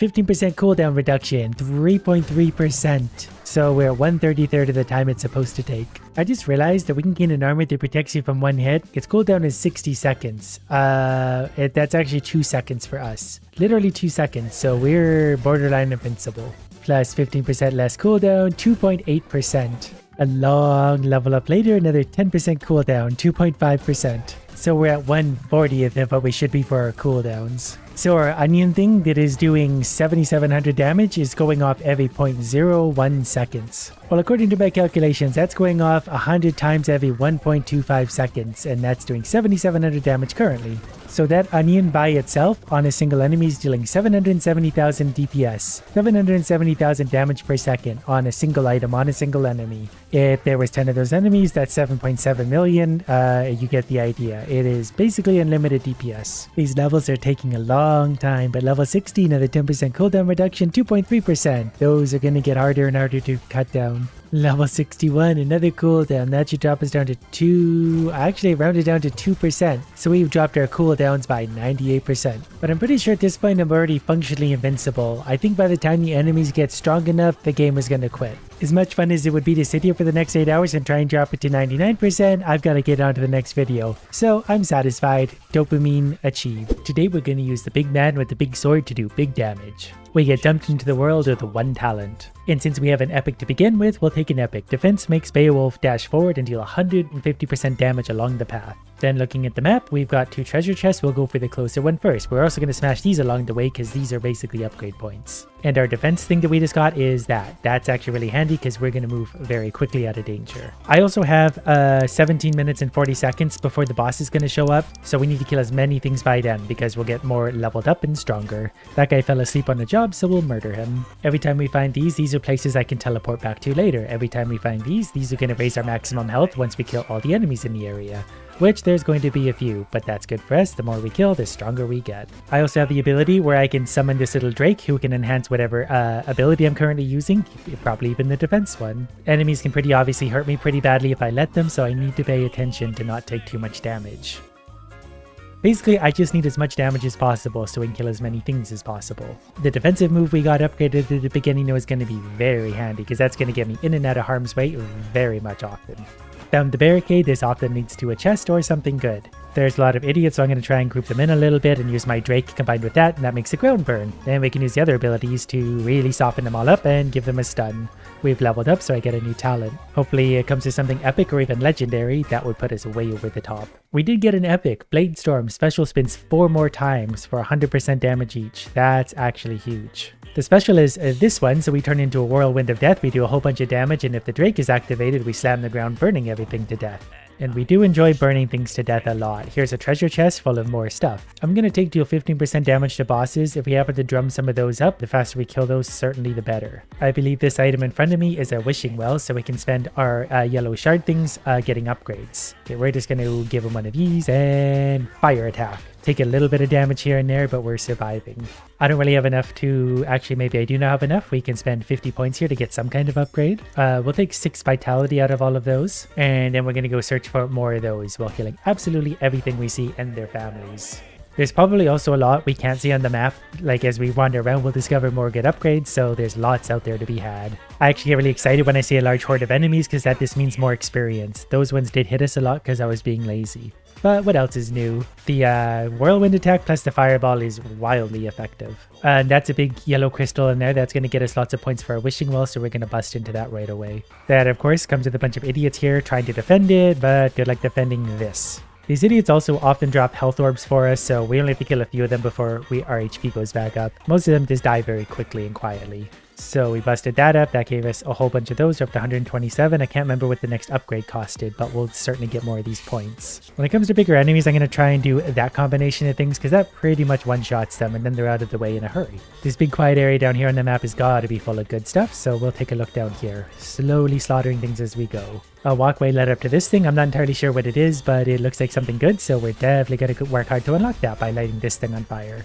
I have also leveled up again, so we get a new talent. This is a good one. My Fireworm's special finisher strikes 3 times with growing radius and extra damage. I don't know what this is. It's a giant bird. That just gave me experience and actually revealed a lot on the map. That's actually really good for me. So if everyone wants to actually walk this way, yep, take your time. I've got all day for you idiots. Okay, you know what? We're just going to we're going to hit what we hit. The fireworm didn't go off there because I did that wrong. So now we need to wait a few seconds for that to respawn. Oh, the fireworm thing actually dies off. So that'll go off now. And there's the triple radius fire thing. That's actually really big damage. So basically when I have that handy, we're going to use it because that's going to hit a lot of things for big damage and then we'll move on. We'll take the experience of a bulk of idiots and move on to the next bunch. Most of the enemies seem reasonably quick so they can actually sort of follow us around and then we'll get really efficient use of our attacks. Like that finished off all of them, plus it did a little bit of damage to this and we get more max health from this. Here's a treasure chest, perfect. There should be a lot of idiots here. We'll do the triple worm attack. That almost killed everything instantly. And a couple more hits and this thing's dead now. That's going to allow us to open up the treasure chest. We're going to take +1 damage for each 10 vitality we have. That's just raw damage. And of course, that way the more HP we get, the more damage we're going to do. So we're stronger on top of stronger. I'm going to try and travel up to this book and maybe the revealing eye thing. I'm not actually sure what that is. But I got about 9 minutes left, so I got to make my way through all of this as quick as possible. We got to find all the good stuff. Before even starting this little event up here, we've got to kill everything. Once things are stunned, they take massive damage as well. So we want to stun them and hit them. Okay, we're starting the magic tome thing. So we're going to bring our little Drake out. We're going to try and get everyone to gather up. Good enough. These things are very lungy, so they'll bring themselves to me. They also do a lot of damage when they hit me, so I do need to be careful not to get hit too much. Okay, my Drake power's up again, and I think I'm actually timed to defeat these guys, so I should stop screwing around just a little bit and actually work on defeating them. We got 25 seconds to kill these two. We'll use the Drake power. We didn't entirely hit one, but we got one. Oh, that was actually it. Grimoire has been opened, so with that we get one of these. Critical chance 9 is actually pretty big. Armor 24 might also be good. That way we can get in there a little hastier. Okay, this is a pretty big stump thing. We'll see if we can do some massive damage to it. We set it on fire, and that's got to be bad for stumps. Woods don't historically like fire. These things can actually hurt me reasonably much. I think I just leveled up again. So we'll, as soon as we kill Stumpy here, we will see what that's all about. Okay, Big Stump is dead. Worm breathes a cone of fire during attack finisher. I don't really use that one. I don't know if I want double shock either. Let's re-roll that. This one's fun. Blade Master. After each trait activation, next 3 attacks gain 100% crit chance and we permanently gain 10% attack speed. We've activated another bird. Now we can see all sorts of stuff. There's more HP there. We definitely want more HP means more damage for us. There's more HP there as well. So we're going to ignore a few of these at least until we get them. This is actually a really nice area for us. So perfect. Everyone get in here and take some damage. It's free. Plus, I'm pretty sure every time I do kind of one of these, we're going to get massive amounts of crit bonus. This should finish these guys off fairly well. I'm not sure what the red chest at the top is. That's just a regular chest. That's a dream crystal. Optional boss is interesting. Oh, we might have to go see the optional boss. I'm pretty sure this thing is just, if I kill it, it knocks down the HP of the final boss. Oh, but I need to take care of everything here first. So if you guys could group up for me, that would be really good. I work a lot better when I just don't have to think or try. I realize now I'm kind of doing this in a stupid way, but when am I not? The final boss will be awakened in 1 day, which is about 6 minutes. Okay, wave 1 of idiots is dead. I've got my little Drake back in. He's going to help me deal with that because that's a huge amount of damage to the worm thing. These guys can definitely hurt me pretty badly. Okay, the worm thing's damaged again. I think I'll get a finish on it here and then we'll see what the next wave of these idiots is. Okay, we got 2 worms, so we're going to start off with the fire Drake attack. That's hopefully going to do some big damage. Yeah, that was good. We really hurt that Drake. These guys are actually doing quite a bit of damage. I definitely, yeah, as long as we kill the little thing, now these two are pretty predictable. They basically try and laser me every once in a while. We could probably just go like that and avoid most of the damage, and then we're just going to go back to hitting them. This one's stunned, so we'll really rain down some damage on it. We did die there. Luckily, we have lots of lives, so we can just bring ourselves back to life. That's a natural part of this game, trust me. And we're going to try and fire slam any of these that we can. Didn't get them there, that's fine. The whole time I'm doing this, I'm just thinking I've got to kill these quicker because the more things we kill before the final boss, the stronger. But that gave us all sorts of experience. And Master Nightmare, 20% hurt. Dragonflight Worm takes off. That's my ultimate ability. So that can be activated now when we really need some extra damage. For now, I'm going to come back to our Wishing Well to spend some of our hard-earned points. We at least get whatever this is. Another plus 10 damage, reach 10 vitality we have. So yes. So down here it says attack 7. I'm not sure where we started at. I wasn't paying attention, but there's more HP we can have down here. Plus an optional boss. So before doing anything, let's go ahead and give him one of these. This is more HP and therefore more damage. Now we're going to head over towards the optional boss. We've got about 3 minutes to do it. I think we can. Probably just have to clear out the idiots a little bit first. That's not probably a big deal. Okay, we're going to use our ultimate ability here just to thin these out real quick. Might have been better saving that for the boss, but that thing is wrecking stuff. Ooh, get out of here. And wow, this is actually a delicate little area, but I think we got it mostly defeated. Spiders are dead. I think I can probably summon the boss now. We're going to try and get this defeated. Wait, it needs a key. I don't have a key. I'm hoping one of these guys happens to have the key. Actually, there's a lot of them here. This looks like it might be a special thing. They might be key holders. Damage is definitely feeling good because we melted that guy. Don't see any key. There is a chest right here. And chests are something we will take. Dash deals plus 40 damage to all enemies. That's interesting. When taking damage, gain 18 shields. That's also good. We're going to do that. I just need to be able to do more damage. Like get right into the fray of things like in a big disaster fashion. We'll kill all these idiots. We want to break up this. We got about 2 minutes left before the final boss, so we really want to make the most of it. I did find a few more shards. We have over 150, so I'll go back to my Wishing Well to see if we can utilize that. So this one costs 150. We have 180. Perfect. Another upgrade. This is nice. Attack deal 20% damage. That's just my basic usual attack. I think the Wishing Well is now dead, so no more using that. Got enough idiots building up that I'm going to use my fire attack to try and get some more experience. Definitely don't think I'm going to get time for the optional boss, so I'm just going to go ahead and kill whatever I can around here. Oh, I found whatever this is. This looks like fun. Okay, we're going to stay out of the red zones, but we're going to light everything on fire. Oh, this is going to be good. There's lots of big enemies here. I'm going to use my ultimate ability here.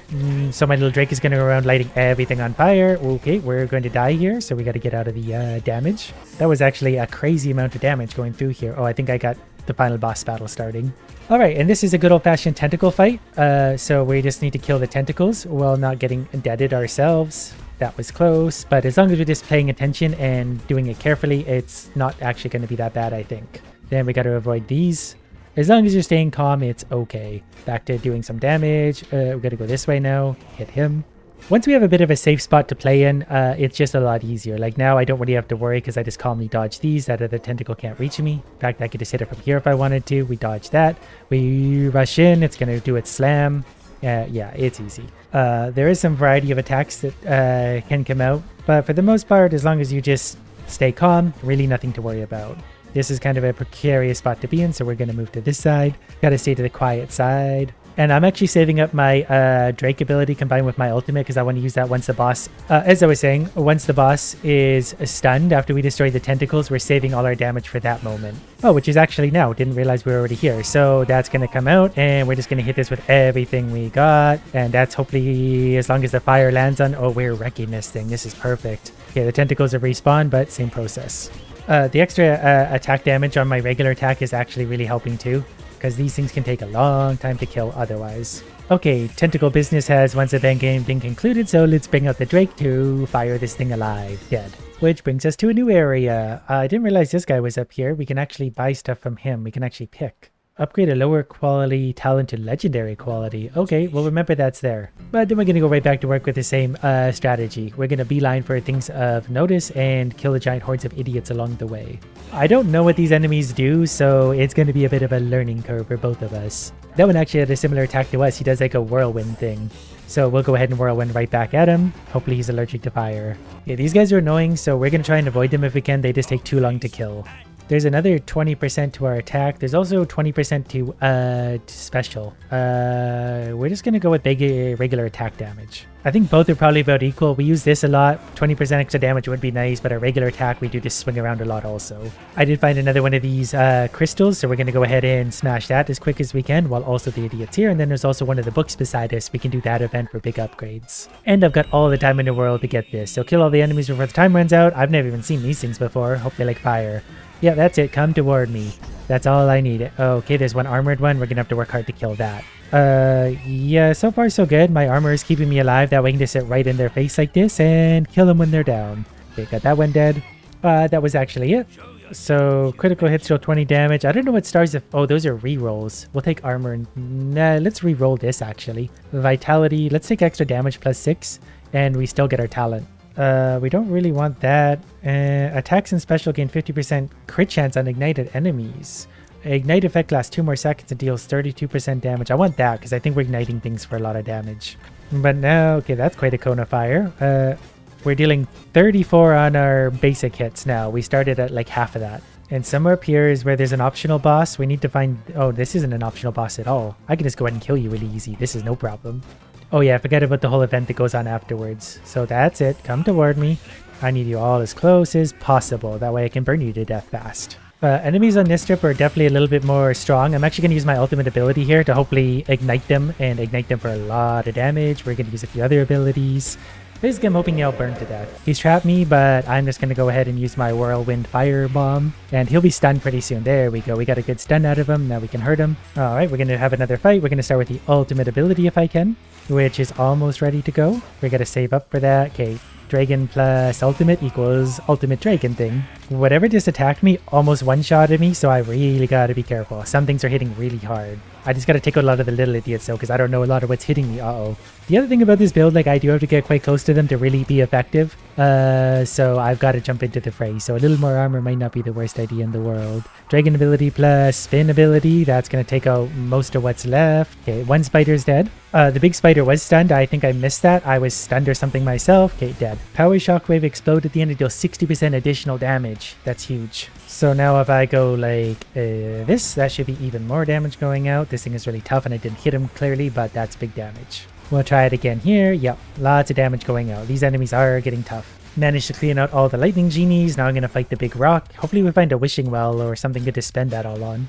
Although I guess with a few more yellow currency, we can upgrade one of our basic attacks to legendary. That would feel pretty good. This will be something for sure. I don't know if I trust these eggs. Normally we don't trust eggs. They're very shady at the best of times. Alright, we're going to go ahead and open up this bird, and that's revealed there is a wishing well above me. I don't know if I want to use a wishing well though, simply because I can turn one of my basic abilities into a legendary quality. Ooh, crabs. Just what I wanted to find. They have a lot of armor, so we're going to have to be careful of this. I am going to bring my ultimate ability out, just so lots of armor. Hopefully they burn well. Burning normally works because it generally goes around armor in games. I don't know if this is the same or not, but we got lots of damage whatever the case. Okay, some of the crabs have been defeated. Some of them got real stunned. The burning seems to be working well.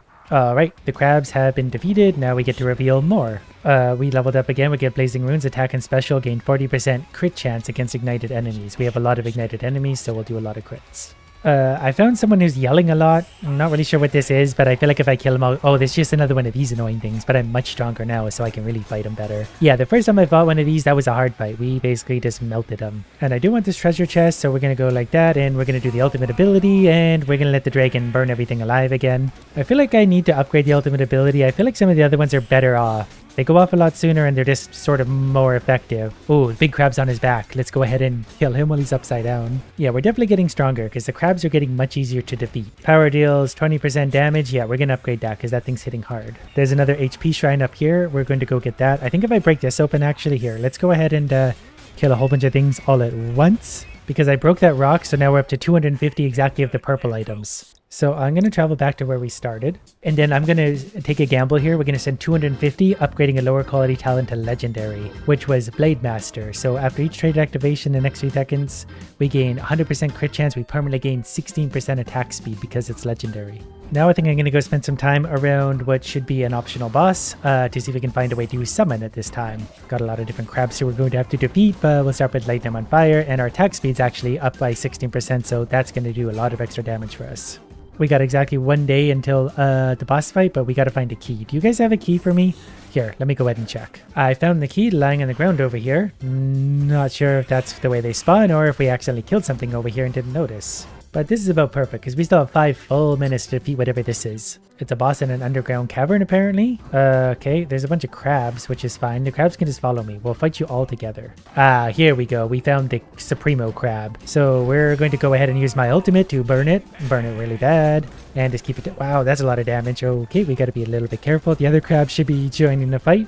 Yeah, this thing hits really hard. We got to get out of that. Okay, we're going to start using our other ability then, because this is also going to do lots of damage. Hopefully stun it. We did lose a life here. We'll be fine. Oh, it's stunned. Perfect. We'll do huge damage to it here. We're just going to get everything we have off on it. Perfect. That almost killed it. And same strategy as always. We're going to do the Q and E together. And hard to hurt it when it's right side up, but as soon as it's stunned, it gets really messed up. And I think as long as we get it a little bit on fire, it's going to be in rough shape. Yeah, there we go. It's stunned again, and it's dead. Lots of XP. And we get whatever this is. Well, there's things like the Holy Grail, which is legendary. When in combat, defense restores 26 health to all nearby foes. Does that include myself? Because that would be good. Or we could take 10 damage for each legendary trait we have. We're going to take that. Because we have one legendary trait, so now we're up to 29 base damage. And if we get more legendary traits, those are going to stack. We'll do ever more legendary. I don't need to kill these. Okay, apparently I do. I'm not allowed to leave at least until I kill the ones nearby, so we'll get to start on those. I very quickly stunned them and finished them off. 3 minutes left until the boss fight, so I'm going to head down towards the health shrine down here so we can get a little more HP and a little more damage. Health shrines are never really too guarded anyway, so they're never really too big of a challenge to take on. In between all of our different attacks, we can do a ton of damage to anything. So my health has gone up. We're up to 412 HP. I don't know what our base damage is at right now. Yes, I do. 31. 24 armor, 5 critical hit chance. And when I see a glowing red chest on the map, I can't help but go to investigate it. Oh, we even found one of the worms from the last level. They're going to be pretty easy to kill now. Unless they're obviously a little bit stronger for this level that they're in. But you know what? We'll be fine. We've stunned everything, so the worm is already dead. The crab is also dead. We're getting strong. These are rare, epic. We're going to take Reduces ultimate cooldown by 20% because that's a big cooldown for our best ability. Okay, we found the Faceless Master Nightmare. That's, we'll see how this goes. So far, so good. What I'm going to do is use my ultimate, and we're hopefully going to set them very much on fire. Wow, that's big damage so far. Okay, this is good. Good. We're just tanking the damage. The ultimate, well, we took off a bunch of its health. I'm mostly just ignoring it because I feel like I don't really have a proper time to learn what this thing's going to do. So I'm just going to try and tank through it. We got lots of damage. Hopefully we can just beat it up like this. Pretty sure at this point we're supposed to be fighting those little things. We're mostly ignoring them, hoping we can just get away with all-out assault. Maybe not going to get away with this strategy. So we're going to actually try and take these on. Going to go around that. And actually we have enough for the ultimate again. We might get away with this. I'm wondering at this point, I've only got 1 life left, if this is working for my cooldown. Like if I let this go down to 5, is my ultimate ability ready sooner? Things in the background seem to be happening. So we're going to let it go here and see. It's an interesting theory. Okay, we got to bring ourselves back to life. Gonna dodge that. It did work. My ultimate's back. I think it worked. Whatever the case, we got our ultimate back. So yeah, boss is dead. We got it just on raw firepower. And that's a perfect place to call it quits for more upgrades. Don't let this appearance fool you. He is a cold-blooded psychopath. He uses an assortment of kitchen utensils, anything he can get his hands on to murder everyone around him. And that's exactly what we're going to do today, starting with an Italian submachine gun. And then we're hopefully going to find some very legendary upgrades. So far, I like this. 2 damage and it's murdering everything around us. So I just need like 8 of these, preferably in legendary quality. Then we'll really be getting somewhere. Wave 1 is done. We have $24. That means we could buy a rare skewer already. That has a 36 DPS. And then we're on to wave 2, but a rare weapon already is definitely going to help us out. So far, we're going to fight a taxi, and we're going to skewer it really hard, and it's going to drop some health. Don't worry about it. I'm just as confused as you are. Just let it happen. Both of these are really good. Meat weapons do more damage. That would be the skewer. Weapons attack faster is also good. Let's take all weapons, because we're not sure what kind of weapon we're going to land on. But I wouldn't say no to a rare Desert Eagle. That is a gun, that is rare, that's a Desert Eagle. Instead of spending any money right now, we're going to hire a friend, and they all have different things they can do. This one adds +5 fruit damage to any fruit weapon. This one's just cheap, and we'll take cheap for now. So I can give him my handy skewer. Now he's going to fight with the skewer. We'll lock the Desert Eagle for next round, then we can buy it. So now he can be in charge of skewering things, because with the skewer you need to get a little bit closer. These might be ghost peppers. They're obviously a little bit hard for me to hit. We're going to keep just a little bit of distance and spray them once they get close. We're definitely going to need a little bit more damage. I don't know what's happening when that happens. I just try not to touch anything. I want more damage. My skewer friend is not doing enough to help me. Fruit weapons do 1 more damage. Thrown weapons and bullets pierce an additional enemy before stopping? Yes. Because if I'm going to dual wield Desert Eagles or whatever guns, I want them to be able to do as many penetrations as possible. You know what? We did need damage so bad that time. I am going to buy a Desert Eagle for Joe, our friend. So we got lots of ranged weapons. There should be a lot more damage going out so we can destroy the Kiwis quickly. And that seems to have made a big difference for the damage. Also, we have a little bit of penetration, so that definitely helps. We're going to get right deep into the whole mob of them. We need maximum DPS. To the point where I'm even willing to sacrifice a bit of my HP to get in there and grab all that experience. So fruit weapons do even more damage. We will take that. There's an uncommon submachine gun as well. Actually, if I buy that, it'll straight up combine with my current one. So now we have a green uncommon submachine gun. Now we're going to need another friend because you can never have too many of those. We're going to take Tyler. He gets plus 35% damage to both weapons if he holds the same weapons. For now, I'm going to give him a Desert Eagle, and we'll hopefully find him another one because that'll get 35% extra damage. So now we have 4 weapons in total, but I've got 2 helpers. As soon as we get them even more weapons, the damage will just go exponentially up. And if we can find some legendary quality weapons, even better. For now, the penetration with the bullets is doing its job. I'm going to kite these idiots in circles so I can pick up my debris field as I go, losing lots of health because I'm not paying attention. We did level up. That helped me just a little bit. If you wait till the end of the wave, experience and everything is worth less. Ooh, that's a bad spot to be. That's an even worse spot to be. I don't like any of these, so I'm going to re-roll that. Experience, crit chance isn't bad. I don't really want to waste too much money here, so we're going to take more crit chance. And luck also. Well, there's an epic cleaver, which is a meat weapon. So we'll maybe give that to Joe. Then we're also going to buy the uncommon skewer. That's going to go to Tyler. And then we're going to swap that for that. Now he's got 2 skewers, so that should be a 35% damage increase for him. So now we have 6 weapons in total. So I believe we have 50% more weapons than we had last turn. So that should be 50% more damage or thereabouts.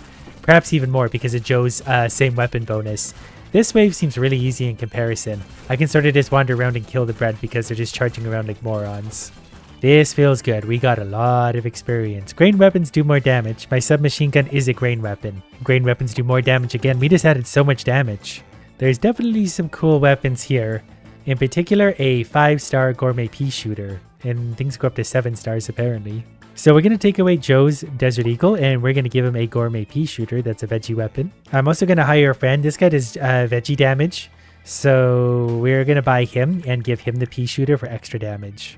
Reggie the Veggie Man has a 5-star legendary whatever pea shooter with extra damage. And we added a lot of grain damage to our submachine gun, so we're doing a lot more damage than we were last wave. And the damage is already feeling pretty good. Enemies are definitely getting a little bit tougher, so I need to keep just a little more space. But that's why I bought ranged weapons, so I didn't have to get super close. Not unless I wanted to. The penetration definitely helps because I can get really close to the whole horde of them, and the bullets will go all the way in there. There's a level up, and we're going to sit right on the edge of battle here because the wave is winding down. I want all the experience I can get. Thrown weapons and bullets pierce twice now. So the Desert Eagle, I'm going to swap to Joe. Then I'm going to take the rare submachine gun. Then that's going to do 5 damage instead of 4. Then I'm also going to get that, and that's going to... Nope, we're going to combine that over here. There we go. So we have 2 submachine guns doing 5 damage each. And hopefully submachine guns are actually good, but they're what the game gave me to work with, so I'm going to work with it. They do spray a lot of bullets, and those bullets do penetrate twice now, so I feel like this is really good spray. Getting all sorts of varieties of enemies at this point, all beautifully drawn, but they're also beautifully murdered. The trick is trying to stay just close enough to get all that experience without getting close enough to get fetched up too much. Veggie weapons do more damage. Do we have a lot of veggie weapons? Yeah, I think my pea shooters are veggie weapons. All weapons do more damage. Fitness Guru, this guy gets it. 14% extra damage is actually really big. Okay, I'm going to hire one last friend. He's going to be expensive. We're going to give someone with a cheapo. And he's going to get the only weapon we can afford from a common baking sheet. So now we have more weapons. One of our friends isn't particularly damaging or helpful, but he will be soon. He will contribute. Or we'll kick him off the team. That was an enormous amount of damage. I don't know what just hit me, but it was something pretty hard. There's a lot going on the screen right now, and I'm very stressed about it. Alright, let's pretend that didn't happen. We're about to start Wave 9 again. This time I've got a legendary blowtorch, which is doing 6 damage. I also have an uncommon wine glass cannon that's doing explosive damage, and I have this guy over here with a legendary gourmet skewer and an epic scooper that does freezing damage. This time I also have passive health regeneration and a 2% chance on hit to get health back. And I'm pretty sure if enemies are on fire, taking away, that counts because I seem to be regenerating health pretty quickly. Yeah, I can feel this is going to go a lot better already because we can put all of that health right back on. We get hit all those times and the health goes right on. These guys are having a big battle and we're just lighting them on fire as they're fighting. And that just feels right on many, many levels. Yeah, this is a lot better. I'm not really sure what my ice cream scooper thing is doing. I think it's supposed to freeze or cool enemies. It probably is. It's just hard to see because there's a lot of different things going on here. Weapons attack faster by 6%. Yes, I will definitely take that. We do have a better uncommon wine glass cannon, so I can buy that. That's going to give us a better one. I'm going to re-roll again. We, in a perfect world, would have Tyler having 2 of the same weapons because he'll do extra damage if he does. And I think we can do that. We're going to give him a Desert Eagle, and then Joe's going to swap his Desert Eagle over to him. Now Tyler's got dual Desert Eagles. Now we can do wave 10, and this is going to be a boss wave. So we're going to light the boss on fire with all sorts of fire. So we actually get 0 health regeneration and lifesteal during the boss fight. So we'll just be very careful not to get touched too much as he immediately walks straight into us. But he's also on fire. We'll see if we get both of them on fire a little bit. That way they can hopefully just whittle their health down very slowly. Yeah, this is actually working pretty good. They're pretty dodgeable so far. We'll maybe focus on one at a time because the potato doesn't seem to be in a big hurry to do much of anything. This thing's down to probably 80% HP already. The fire seems to be working quite well to just burn away on them. Yeah, the attacks so far are pretty predictable. The potato is finally firing some projectiles. That might be a trigger from lack of HP for the TV. But if the rest of the battle could be this easy, I think we're in for a pretty easy fight. We'll give the potato some fire as well so he doesn't get too bored over there. TV's down to about 50% HP, and so far we're not really losing any HP because we're mostly avoiding moments like this. That's a lot of projectiles. This is going to get annoying fast. The TV just touched me once, took off like 10% of my HP, so that doesn't feel very good. That's also terrifying. Let's keep going. I really hope my friends are doing their very best down there. I have, I think, all 4 of them at this point, so we've got lots of weapons. I did get touched a few times there. The potato's projectiles don't hurt as much as touching the TV does, so that's a relief, because I feel like I'm going to get touched by a lot of the projectiles. The TV's getting very, very close to dead. It'd be nice if we can finish him off, then we can just focus strictly on the potato. I think the potato's probably got less HP. It seems like we can hurt him a lot more too, but this guy's just about dead. As soon as we let that fire burn just more, he's gone. Now the potato is going crazy. What am I supposed to do with this? That's just a lot of bullets. I wish I had a little more range right now. I don't really want to be this close to him, ever. Maybe we can sort of go down here, start pulling him the other way. I need a little bit more room to breathe. I think we're going to be okay. If this is all he's got, we can do this. Yeah, I like where this is going so far. He's down to like 10% HP maybe, and I think we're going to have him. So long as we don't do anything really stupid and we keep the fire on him, he'll just slowly burn to death. We do have at least some dodge for sure because we've dodged a few attacks. That's helped us a little bit, but we did that with no HP regeneration. He's a dead potato. The damage dealt up to this point was actually fairly even across the board. There's an endless mode. Killing the boss got us basically no money, so we're just gonna keep going.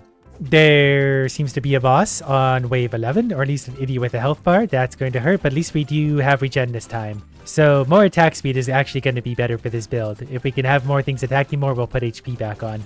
This banana thing is actually pretty tough. I think we're still tougher though. I think we can just whittle him down here. There's maybe not a timer on this wave. I think we might just have to defeat him, which we will. He wasn't even a boss. He was just an elite. But we killed him and I think we got some kind of reward for it. At least I hope we're rewarded for it. That wasn't particularly easy to do. Everything else is just melting at this point. Good. Thrown weapons and bullets pierce an additional, yes. Weapons do 32% more damage. That's also a really good one. An epic bread knife. Okay, we've hired Grant. He's down here. We're going to buy him some weapons as well. Like, he's going to have the epic bread knife. He's now got a grain weapon for extra damage. And it's also give him a rare Italian submachine gun. That's also grain. So he's got double grain damage. So that's hopefully going to work very, very well. It seems really big. So if it reaches that far, I'm feeling pretty good about our odds. Yeah, we just need to remember to keep firing at things because we need that health steal, life steal. And I need to stop touching things. So we're going to go for a little walk. 18 seconds left on the wave. I think we're going to be okay. This is all it's got to throw at us. It was a little crazy at first, but that's because I was touching everything and I shouldn't be. Whole lot of enemies down there that we just neutralized. The big granny apple things are going to be a problem, obviously. Higher chance of crits. 1 in 10 is now a crit. I'm going to take the uncommon peeler away and we're going to swap some weapons around. The epic scoop is going to go to Joe because he is a meat guy, so he needs meat weapons like an epic skewer. And with our remaining money, we're going to get a purple machine gun for him. So it's 7 damage submachine gun. Lucky wave 13, we got an elite enemy, so we're definitely going to get some damage on him. Wow, my explosion thing really hurts him. Pretty sure that's what took the big chunk of health out of him right away. Okay, we're in a bad spot. Just keep walking and hoping. Okay, can someone kill the elite, please? Yep, that was a wall of fire. Good. We're going to keep walking this way. I think this is going to be okay. This is not easy on endless mode. Did we kill the giant banana? Nope, he's still here. Now I think we got him. Good. A whole legion of tomatoes. Strawberries, rather. I know my fruits and vegetables, I swear. I got a little confident there. I thought I could maybe heal my way through if I walk straight into them. I can't. But I did survive, so that's all that matters. Grain weapons do more damage. Yeah, I've got 3 grain weapons down there. We're making lots of money every round, and that feels good. Now we got an epic wine glass cannon, so that's purple 4-star. There's a premier rolling pin. That's a 6-star. It even took me a second to count that. Can we just buy that? Yeah, it just straight up overrides that and refunds it. That's nice. That is a grain weapon. So I'm actually going to swap that out for Grant because Grant's going to get extra damage out of that. And hopefully Grant's going to carry us. Okay, we got another boss coming in, some kind of Sunday thing. Hopefully our giant explosives are going to hurt it quite a lot. Yeah, it's already taken quite a bit of damage. Yeah, I'm just going to burn this thing alive now. I think we can just sort of go like that. And as soon as my idiots come close enough, they'll also hit it. Okay, got to destroy all of these. Got to destroy all of these guys. I got some kind of achievement there. Pudding cups are dying. Yeah, this wave's actually pretty easy. Once we got the boss out of there nice and early, that really freed up a lot of space for us. Weapons attack, 12% faster. Ooh, epic wine glass. We're going to combine that with ours, and that's going to make a yellow tier 5-star one. I feel like Grant here is doing all the damage, and that's perfectly fine by me, so let's get Grant some more grain weapons. There it is. Michelin Italian submachine gun, 7 stars. It even sparkles. And given that the submachine guns do seem to be doing a lot, I'm actually going to lock both of these, and we'll hopefully buy them next round, because he can have double-wield machine guns. Oh, because he adds 5 damage to every grain weapon. Submachine guns are low damage, so adding the plus 5 damage to them is insane. Just got to survive one wave. So far, there is no elites showing up. It's just the hordes of idiots from either side. They're going to have a battle in the middle. We're going to try and let them do that and just light them on fire from the sidelines. There is a health kit. There's 2 health kits, 3 health kits on the ground. Not sure why there's so many of those. I'm not going to complain. I'm just going to pick them up if and when I inevitably need them.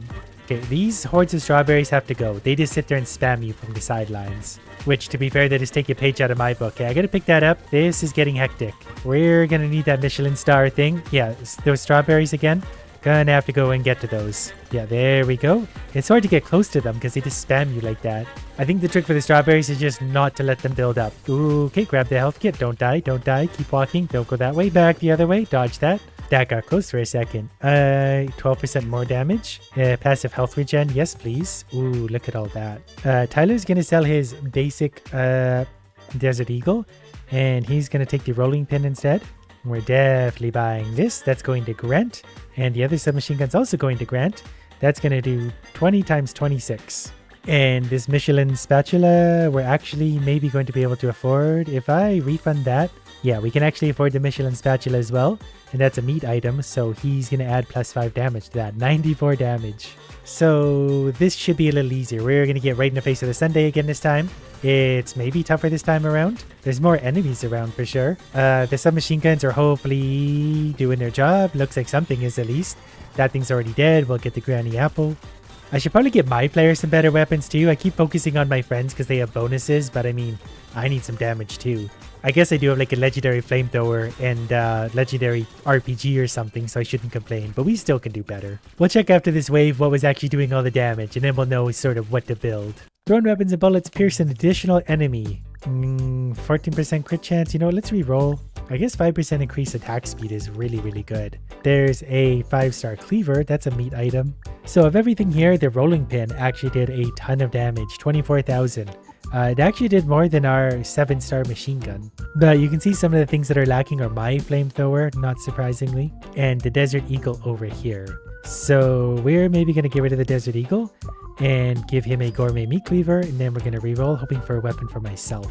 Like a Premier Desert Eagle. That's going to replace my flamethrower. I know the faster I attack, the more damage I do and stuff, but when you get something like that, that's beautiful. Michelin star wine glass cannon. That's gonna do some damage. See, now my player's better. He's got a 7-star and a 6-star. I think for Joe, I'm gonna get rid of the epic bread knife, and then we're going to give him the premier chef's knife.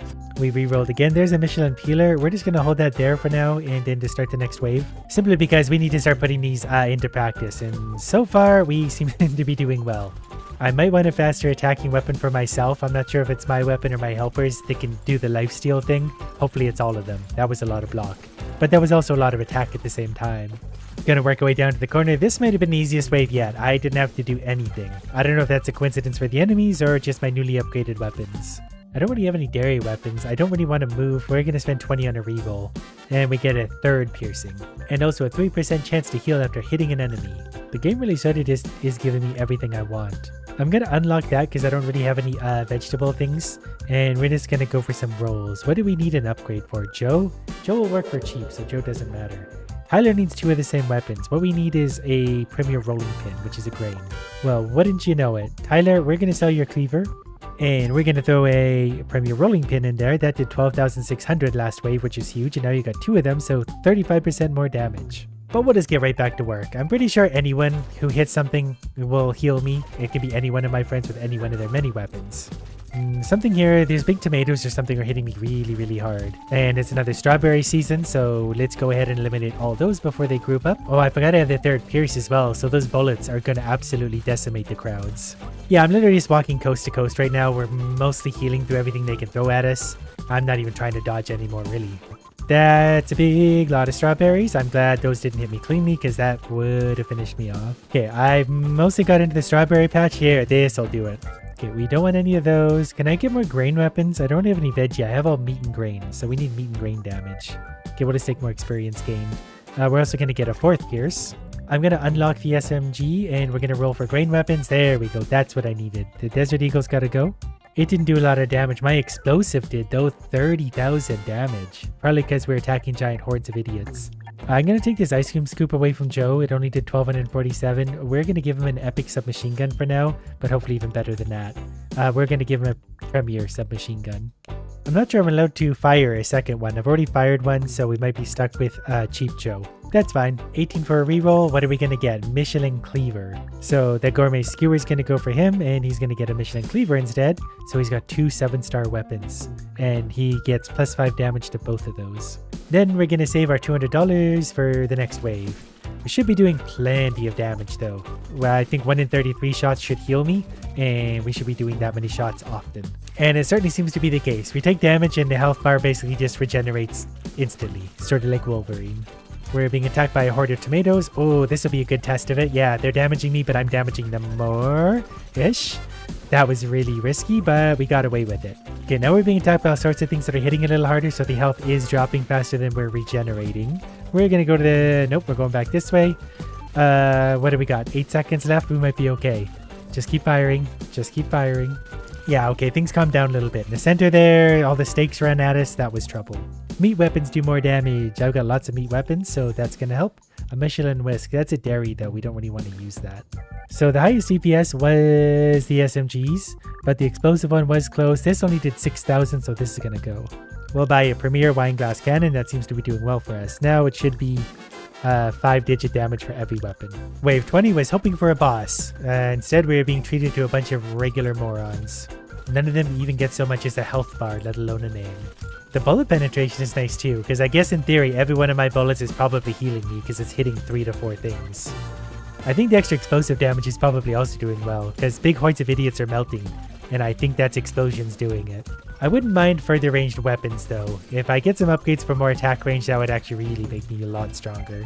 But I guess I shouldn't complain. I feel like we're doing pretty well.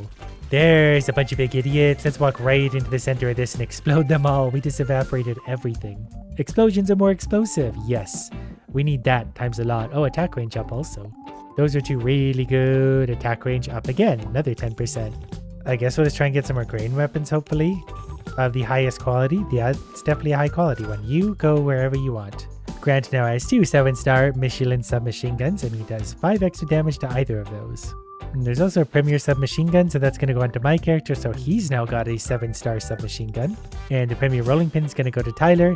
He's now got a 7-star Michelin rolling pin.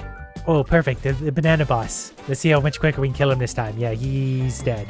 And I think he's probably tougher given we're on wave 21. Whatever the case, he disappeared very quickly. Green weapons do more damage, so that's going to add 1 damage to everything. I'm not sure what they're currently doing, but more damage to my SMGs isn't going to hurt. There's an additional pierce. So my explosive thing did 50,000 damage there.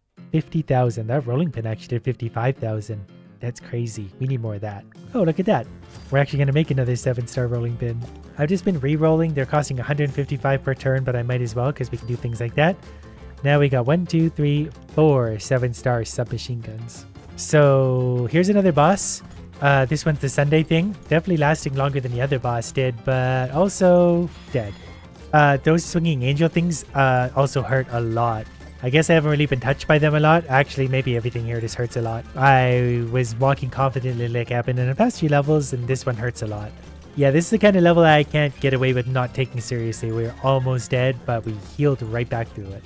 Well, since this guy's not doing a lot currently with his... I guess that depends on the level, but we'll just give him one of those anyway. You can never have too many submachine guns. Okay, there's another boss in this level, another Sunday thing. We got all sorts of machine guns that are absolutely decimating the boss. So, I feel like we've made our point. We're doing a lot of damage, and it's inevitable we're going to die soon anyway, because we already got all the upgrades we could ever want.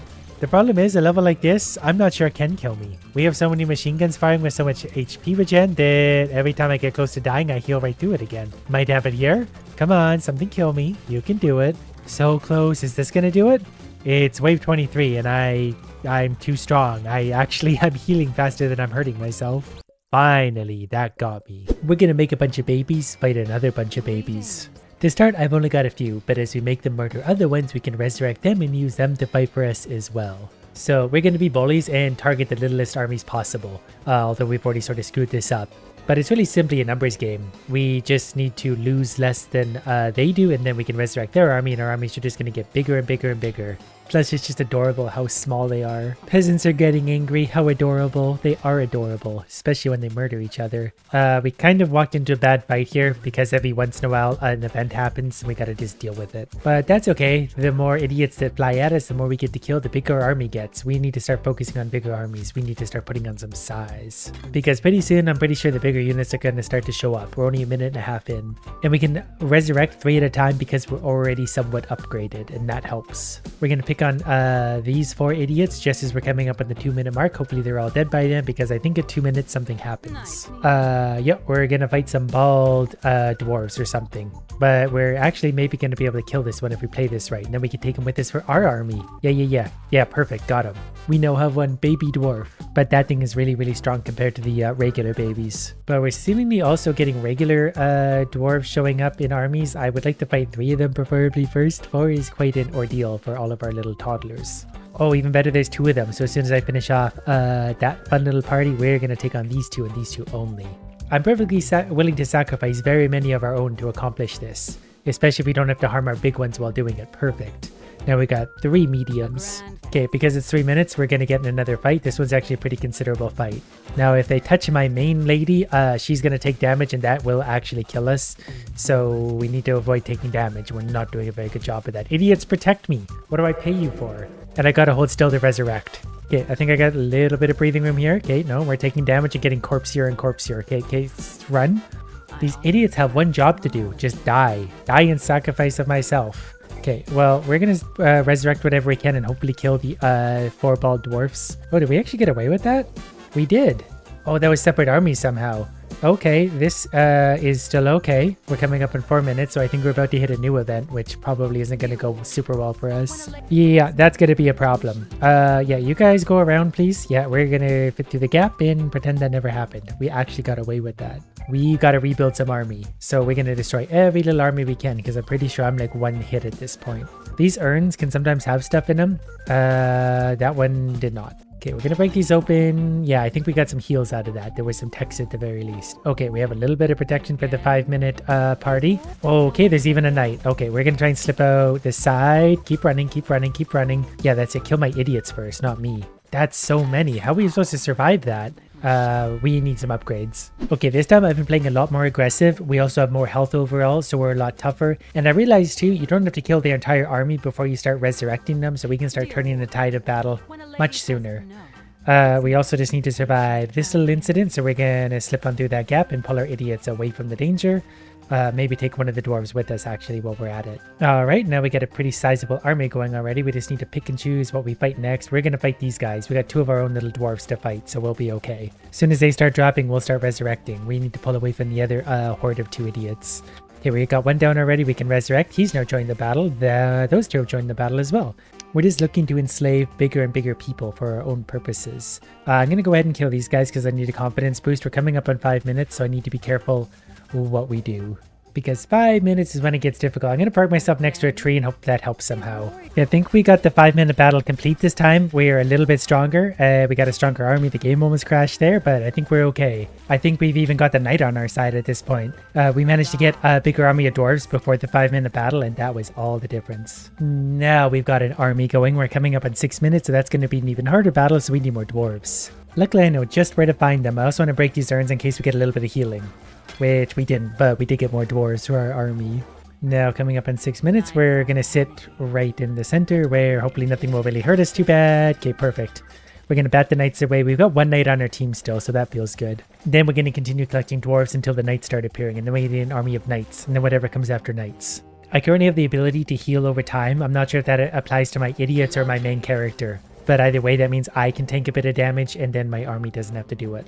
We'll take a little bit of the toddlers as well, because they're just extra. Oh, the knights are showing up too. Good. We can fight these guys next, after we finish a 7-minute battle, hopefully unaccompanied by anyone else. Or we're going to fight a whole bunch of knights. I don't think we can fight that many. I think the knights are quite strong. Can we kill one and get them on our team? I'm starting to get awfully surrounded and scared. Wow, those guys are wrecking us. I'm not sure I killed a single knight, which means we are, going to be devoured. Okay, this time at the 2-minute mark, we've already got 4 dwarves on our team. I'm just going absolutely bananas this time, attacking everything. I also feel like the further we walk away from the starting point, the stronger the armies get. That might just be a coincidence because the time obviously goes up as we walk. But I'm going to channel this newfound speculation into wild confidence. I'm also going to break these urns to try and heal my dwarves. They're looking a little beat up. So now by the time the 3-minute challenge rolls around, we should be able to absolutely destroy them, even though all of our dwarves are on the wrong side. But we can sacrifice the idiots, that's fine. But at the same time, we do need to actually get these guys killed so we can move on to get more idiots. I'm also getting fairly chewed up already.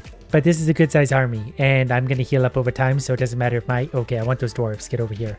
We need to take these 3 with us. Come here, corpses. This would be a good addition to our army. So we just need to be sure... Okay, we're going to sacrifice some little guys to get them, but that's perfectly okay. Once the little guys run out, the dwarves will step in, and then the dwarves will take care of their weak dwarves, and we'll double our dwarf numbers. I didn't realize we're coming up on the 4-minute mark also, so we might lose a few brave soldiers there. Okay, we're going to march through a toddler army into more dwarves. Now we're getting somewhere. We got a big dwarf army. We're going to take care of all of these.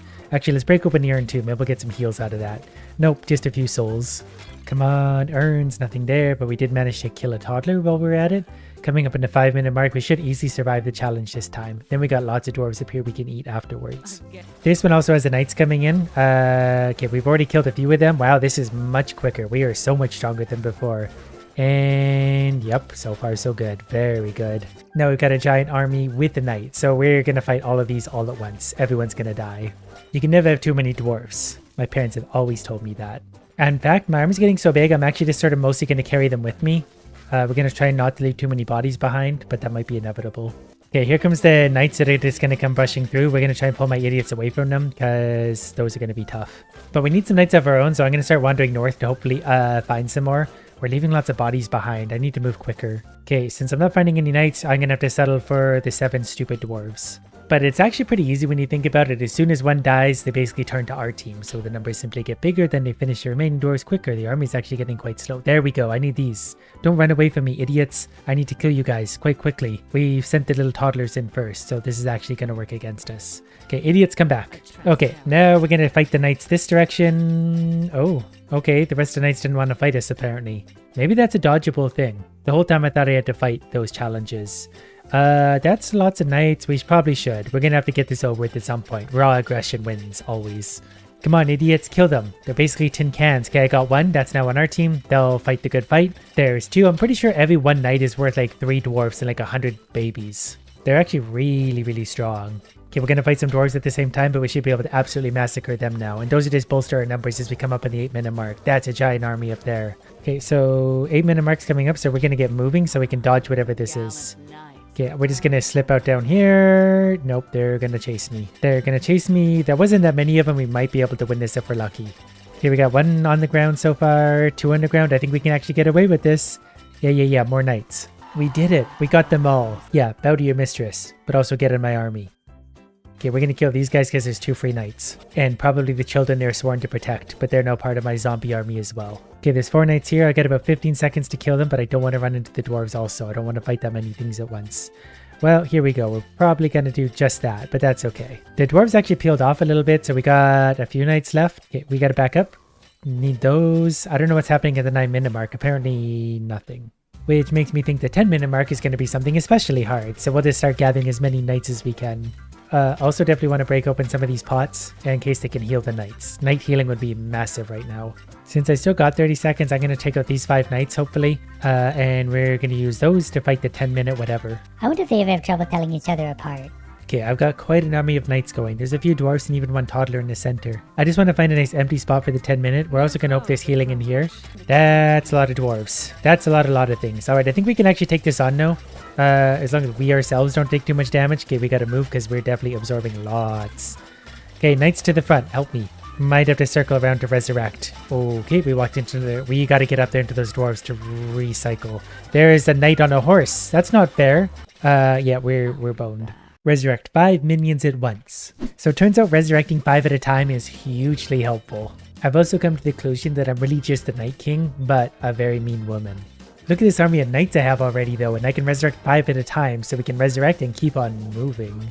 Coming up at 9:30, I'm going to try and take out these 4 more knights, and then we're going to do the 10-minute thing again. Okay, I think we're actually okay if we start with the dwarves on this side. Okay, we just don't want to get ourselves into the battle. We want our idiots to do the fighting for us. Okay, we're starting to take way too much damage. Alright, same problem as last time. They break right through our line and start hurting me. And they just tear me apart in an instant. This time I'm armed with 15% extra movement speed. That way I can just get myself in and out of danger, and we've already got a horse. We're not quite at the 10-minute mark. The horse might make the difference if we can claim it. Luckily that idiot came by themselves, so it's the entire army so far against a single horse. There we go, we got the horse on our team. That's gotta be big. Okay, now we're gonna start the army. We got our knight on the horse up front, so that's gonna help us. We're going to keep moving away from the epicenter, so to speak. And we're going to circle. We're going to throw up some new idiots. I think as long as we're walking, we can actually slightly outrun them finally. Well, there's a lot of idiots on the ground. We're going to bring back what we can. Then we're going to keep moving. I can't really tell if we're winning or not. I feel like I am, and I feel like I need to take advantage of these spots because there's a lot of friendlies on the ground we can resurrect. Okay, they're up. I'm almost dead, but we'll resurrect over time. I can... Oh, I got the horse too. Yeah, we're definitely going to win this one. Now we just need to pick up the rest of our corpses and get ready for probably a 11-minute battle, but we're slowly regenerating health. 10 minutes should be a special hard one. Wow, we left a lot of corpses on the ground. Okay, nothing happened at 11 minutes, so that gives us time to sort of recoup and build our army back up. It's getting really big. I need more horsey knights. I feel like if we get enough of those, we'll be unstoppable. I actually have so many idiots on the ground, like it's hard to pick them all up, but our army is getting enormous. Okay, there's another horsey knight, so we're going to go ahead and hijack that as best we can. And at 15% movement speed, we can actually bully them. We can sort of push them around where they can't really attack us very efficiently. Okay, I got the next horse and a few other pieces probably down in there somewhere. I felt like I killed a lot of things there. Okay, at 12 minutes, we're getting a horsey knight charge. That should be fine. We can probably actually take 1 or 2 of them with us if we're careful. They're getting attacked from all sides. They're probably one-shotting our little guys, but that's okay. I'll sacrifice little guys for horsey knights all day long. And then it's just back to bolstering our numbers with whatever we can get because I'm desperate. There was another rush of knights in a row, so we're going to clean up this mess and then prepare probably for the 13-minute battle immediately. But we have enough horsey knights here. I think we're going to be fine. Whatever they run and stab, they're going to obliterate. Look, there's 3 knights in it. Wow, that's a big army. Okay, I think we got... Okay, as long as I don't get really in the center, that myself will be okay. Our horsey knights will devour that army. There's so much chaos and death here. It's perfect. Basically, I just stand here and hold spacebar. That knight's trying to flank us. They're getting destroyed by our own. We're taking a little bit of damage. We got to move just a touch. I stopped paying attention for a second and they hit me twice. A little grinding later, resurrection is now instant. That's gonna put us over the top. So another 5-minute battle, we are absolutely dominating. I'm not even trying on this. We're gonna surround their own knight and destroy them, and then move on with our 2 knights. Up here appears to be a stony grave. That might be a better unit again, or it is a higher quality grave with more units in it. Either way, we're gonna be okay. We already have a very strong army, so as long as I don't pick a fight I can't win, we're gonna be a-okay. I just got to the grave and I got some big hammer wielding guys, so I think he's even beyond a horsey knight, so he's gonna be a big boon to our team. And there's 3 horses down here. I'm going to see if I can gently coax them onto our team. We're going to put our Hammer Knight in charge of that division and see how he fares against them. Hopefully he doesn't die because those guys are pretty strong. So far, I've got a few definitely horsey knights on my team, and our big hammer guy got pretty bloody during that. It is getting a little bit hard to tell everyone apart. My units are slightly darker than theirs. I think that's because they're undead or whatever, but it's getting hard to see what's what. I think I lost my big hammer guy already. I think I was fighting too many of the horses at once. The horses are still really, really strong. But we made it to the infamous 13-minute battle, and so far so good, mostly because we're not being attacked by third parties right now. We're able to just fight our way through without any interruptions. The big struggle right now too is that the armies are getting so big that we're almost always drawing other hordes in to fight us. As long as we're just kind of wandering around mostly right here, I think we're okay. Because these regular knights are going to die super easy because we have some horsey knights in there somewhere. I don't know if he killed everyone from the 13-minute battle, but if there's anyone left, they're dead elsewhere. So we're just going to continue to fight armies like this and build it up. Yeah, my army's getting so big at this point, I'm just constantly fighting things. Every time I move anywhere, we're picking a fight somewhere with something we probably shouldn't be. I'm just trying to focus on the knights. Every time I see a knight getting damaged, I assume it's one of the enemies, and there's one over here that's bloodied up, so he should be an easy kill, then that's one for our team. And we're coming up on the 15-minute mark, so I imagine that's going to be some kind of difficult battle. So actually, this isn't so bad. The knights on the lower left are going to be bad, but I can break through on top and then use that for my safe spot. We're going to circle slightly back. Oh, they have big hammer guys themselves. Well, I've had big hammer guys already, so we have the experience advantage for whatever that's worth.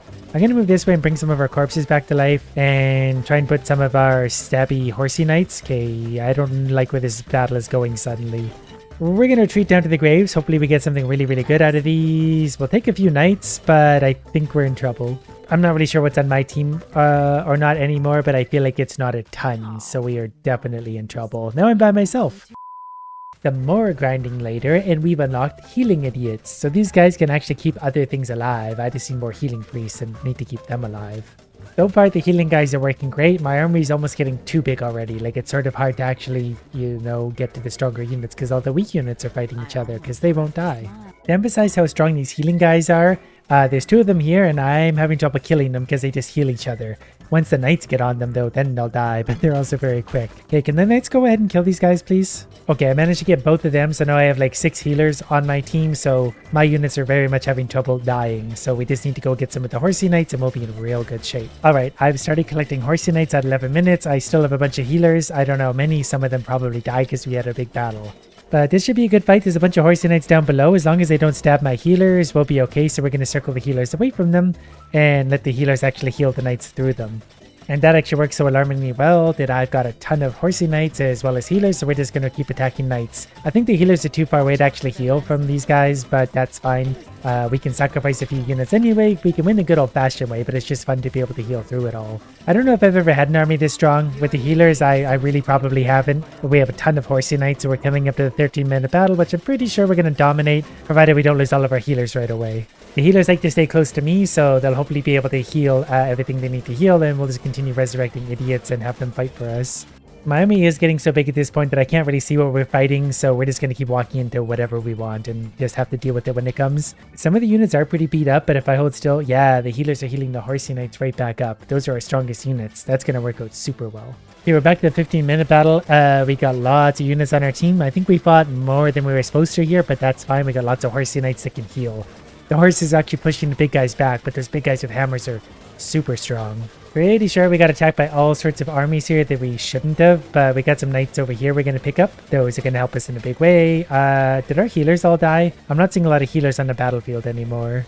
But we've got 1 of the hammer guys on our team, 2 of the hammer guys on our team. Now we just need some healers. There's also starting to be big armies of the hammer guys, so we're going to see if we can fight one of them right away. It'd feel better if we had healers, but we got enough hammers on our team. I think we'll get away with this. So far, yeah, we're just adding these guys to our team now. And we'll take out some horsey knights as well.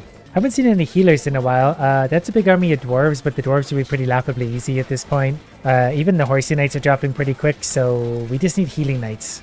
And there's just fields of corpses of the dwarves at this point. We can kill so many of them so quickly. Pretty sure this was like one of the minute level boss things. It's just a bunch of basic knights who are going to get absolutely destroyed by us. Not sure why they thought that was a good idea.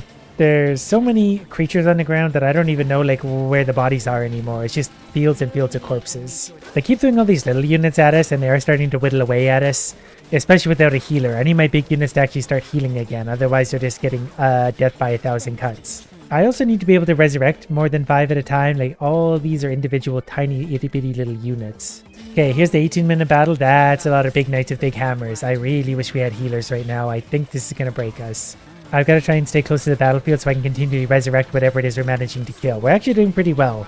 With healers, we would have been absolutely dominating this battle, but for now, we'll see how it goes. Now that we're at the 19-minute mark, we're just taking wave after wave after wave of damage.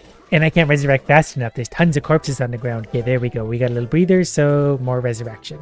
And there's the 20-minute mark, so I'm expecting something incredibly hard to deal with. The rain's getting heavy, so that means it's getting serious. So far this doesn't actually look that bad. Again, I'd feel much better if we had healers, but I think we'll be able to just murder our way through this problem.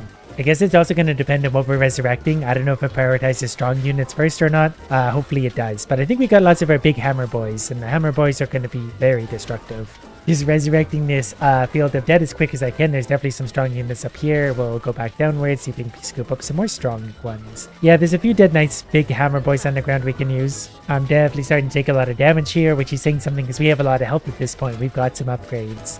They've got quite a big army, and our army is sort of dwindling now, especially because I got away from my units. I was really hoping to get a healer out of the graves, but we had a good effort. If I had some time, I'd be biting it well, but my house is on fire. There's no one left to tell. Just take what is given. The doors have